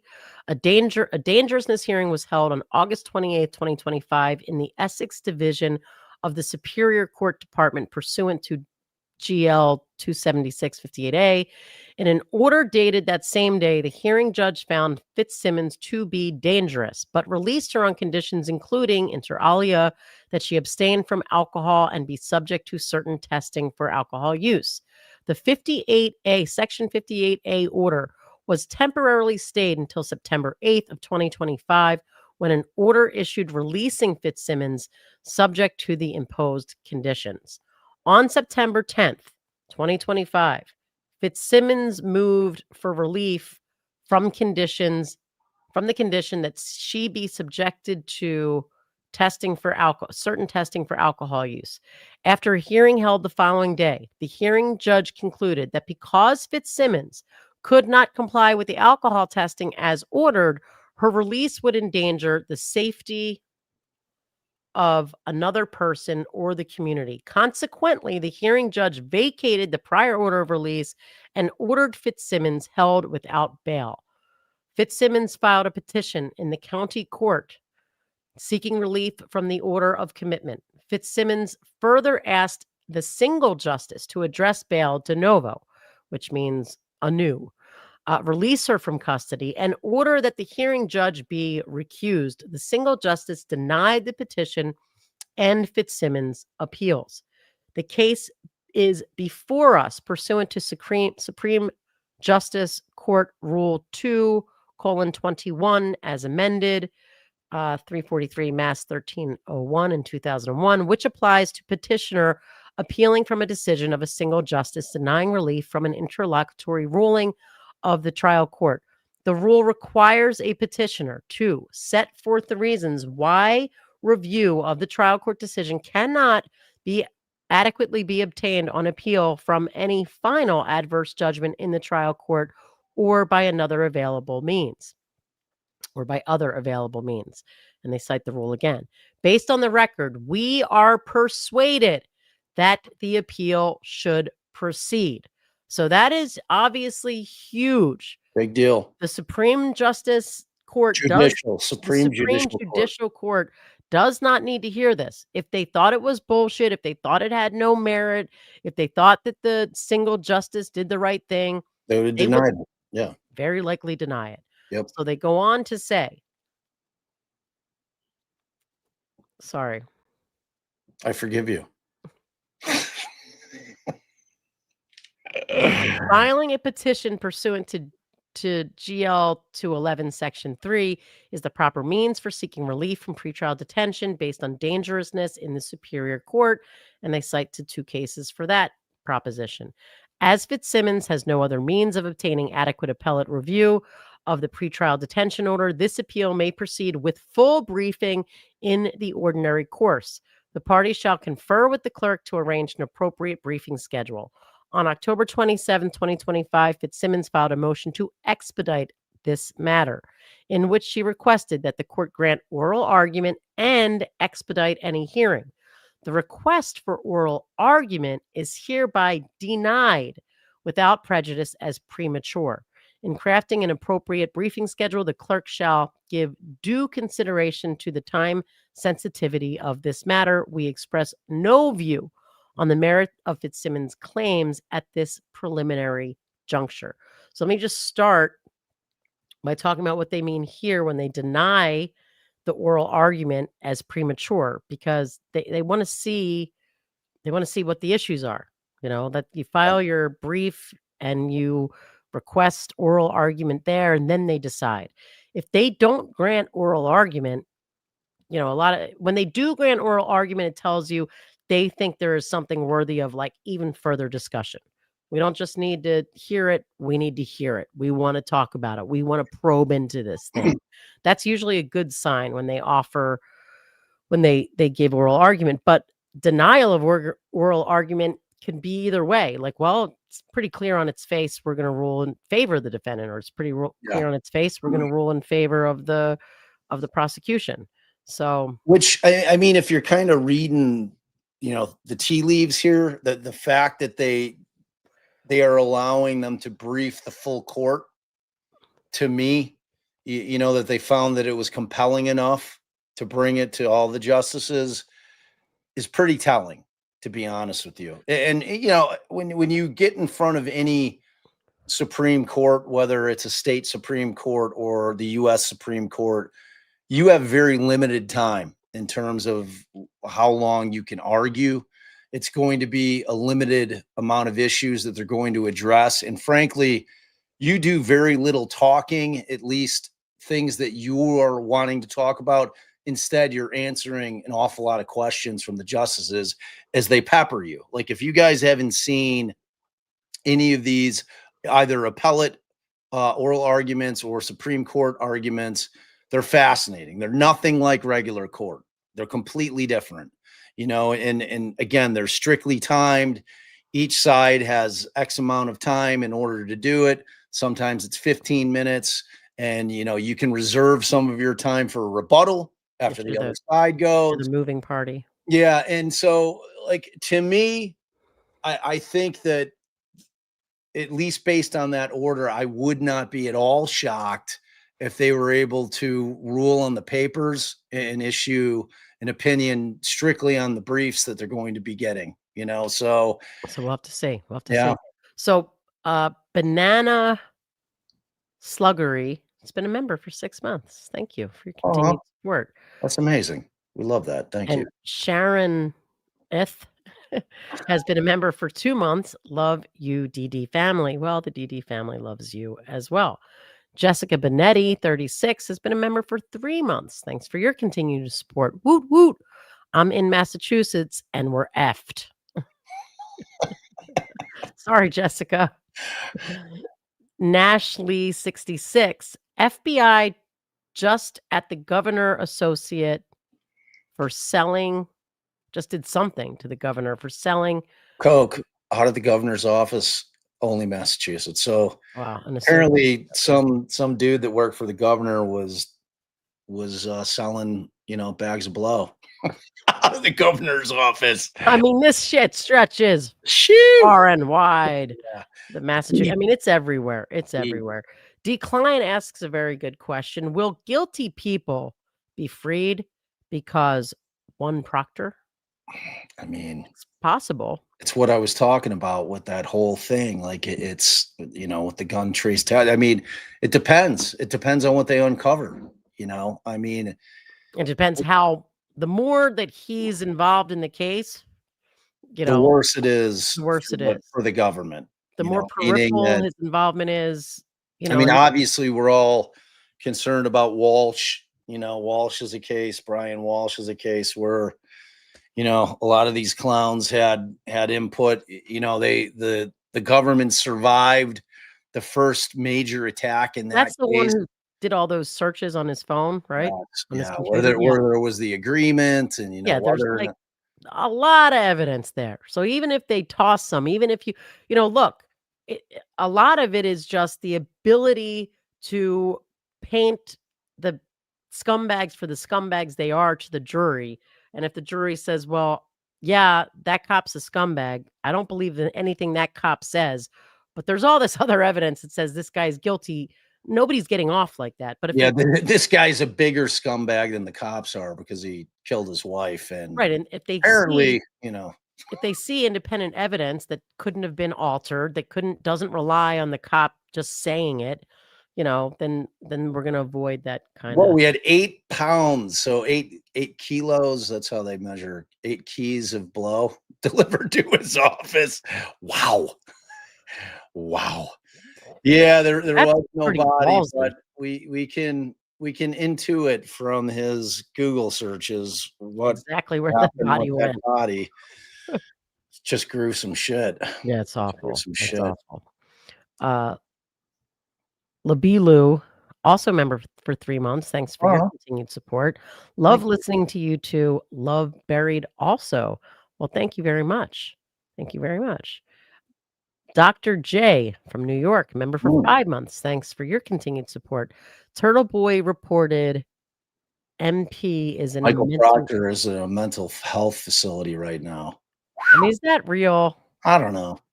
I I'm gonna mean, see if there's like an actual report about that. like probably. I mean, say what you will about Aiden. I mean, he usually doesn't come with bullshit. No. You know, I mean, But if he's joking and somebody takes it as serious, you yeah, know. I mean, that's always a possibility. That's always Right. a possibility. Oh, but here we go. Here we go. Oh, it is from Turtle Boy. It says Canton cover up part. I'm not pulling this up because of all of his 5,674.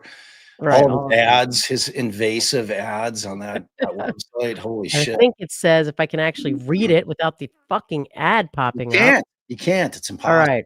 Sean Good placed on leave after misconduct, possible ties to Michael Proctor's messages. No, I saw something that said Canton Police Sergeant who testified at Karen. No, wait. I just saw something that did say that. Thanks, Jim. Let me go back and read it. So now I'm just reading it like from it says I don't know. I don't know what this She is. doesn't know. Yeah, I can't read it. It says a source told me last night that Proctor was checked into McLean Hospital at Belmont for mental health treatment last night, but I can't like get to that portion of his blog. It's a painful website. It really is. Fucking thing is like a nightmare. It's so bad. It's like there's so many ads that it's like that. It's that grift to force you to subscribe so you can get rid of the ads. It's like so pervasive that you can't like do anything without like really just saying, okay, I guess I'll subscribe because I can't stand the ads anymore. Right. So Jim 3940 has been a member for 7 months. Thanks for your continued support. Keep doing amazing work, you two. We love you, Jim. Thank you. We love you. And then Bob, hey, 5 Defense Diary podcast. We did. Me and you, baby. We did. Yeah. Well, you actually did it. It's a new month. We always get 10 tasty little gifted memberships to give out. So I figured beginning of the month, why not now? And as I don't know, Mickey's headphone says it also helps Aiden fund his journalism. Yes, it does. It does indeed. So there's a lot going on. I think there's going to be more. I'm going to love to follow up to see if they end up reporting that Michael Proctor has checked himself in for mental health treatment. Yeah, see what we can find. And speaking of Miku, we're really happy to hear about your sister. So, she said her sister, it's cancer. They found out she's cancer-free today. So that's an amazing day. That is a glorious congratulations. Day. That's very good news. Very good news. All right. So is that it, babe? We done? We done. All right. That'll wrap it. So that is just the absolute nightmare that is going on in Massachusetts. And I'm sure there will be more to come. I'll reach out to Bettero. I'd like to get him on. It's been a minute since he's been on. But we always love having him on over here. And we'll see. We'll pick his brain, see what's going on. Because things are coming to a head, like in terms of Aiden's case. I don't know if they've set trial for that thing yet. It seems like they have set a date on that, maybe. I don't know. There's so much shit going on, but at this point, in Bettero's estimation, that's a rudderless ship. Like it's only a matter of time before Cosgrove has to go, because he's definitely conflicted out of the 23 cases too, as well. It's like there's just it's all interconnected. It's all intertwined. So we'll keep an eye on everything for y'all. We will be back tomorrow. We will figure out overnight what we're going to do. I know Courtney Clenny has a hearing up. I don't know if we'll be covering that. That's a case that I'm interested in, but you know, keep your eyes on the community page. If you have not, please subscribe, like this particular live, because it really helps get us into the algo, and share it, let other people know that we exist, because More sometimes importantly, YouTube doesn't do it. Go check out Buried Inside the John Wayne Gacy Investigation. Episode 9 dropped today. Yeah, if you're mass folks and you're on Twitter, I mean, I don't know what else you need to hear when Yannetti's telling you to go listen to it. Go listen to it.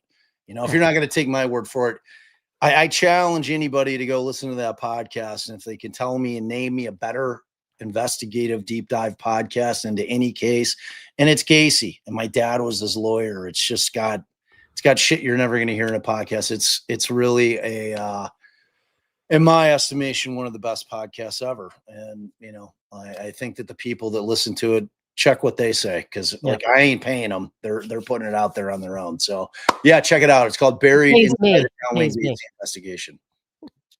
Pays me to say good things. I do pay you. I do, with love, undying love. That is excellent. That is excellent. And that is she is my gift that keeps on giving. All right, y'all. To our mods, thank you a million times over. To Mandy and Tracy, thank you guys for like doing everything that you do in the background that allow us things when I'm like, hey, I need this. Usually no warning, always no warning. You know, like Mandy's trying to do some real life shit. Same with Tracy, and you know, they always show up and show out for us. So we love them so much. And for you guys who we just absolutely adore, hey, if you love the show, become a member. We're actually contemplating bringing a lower tier in, like a little less expensive, because I think our least expensive tier is $3.99. We were thinking about dropping another lower tier for those of you that are tight on cash but would love to be a member, especially with the holidays coming. Yeah, you know, whatever we could do to help you out, because those memberships are so important to us, and they really help us keep the lights on over here, and we're eternally grateful. So, all right, y'all, we love you guys so much for hanging with us all the time, because without y'all, I'm literally just an old man talking about a lot of cases.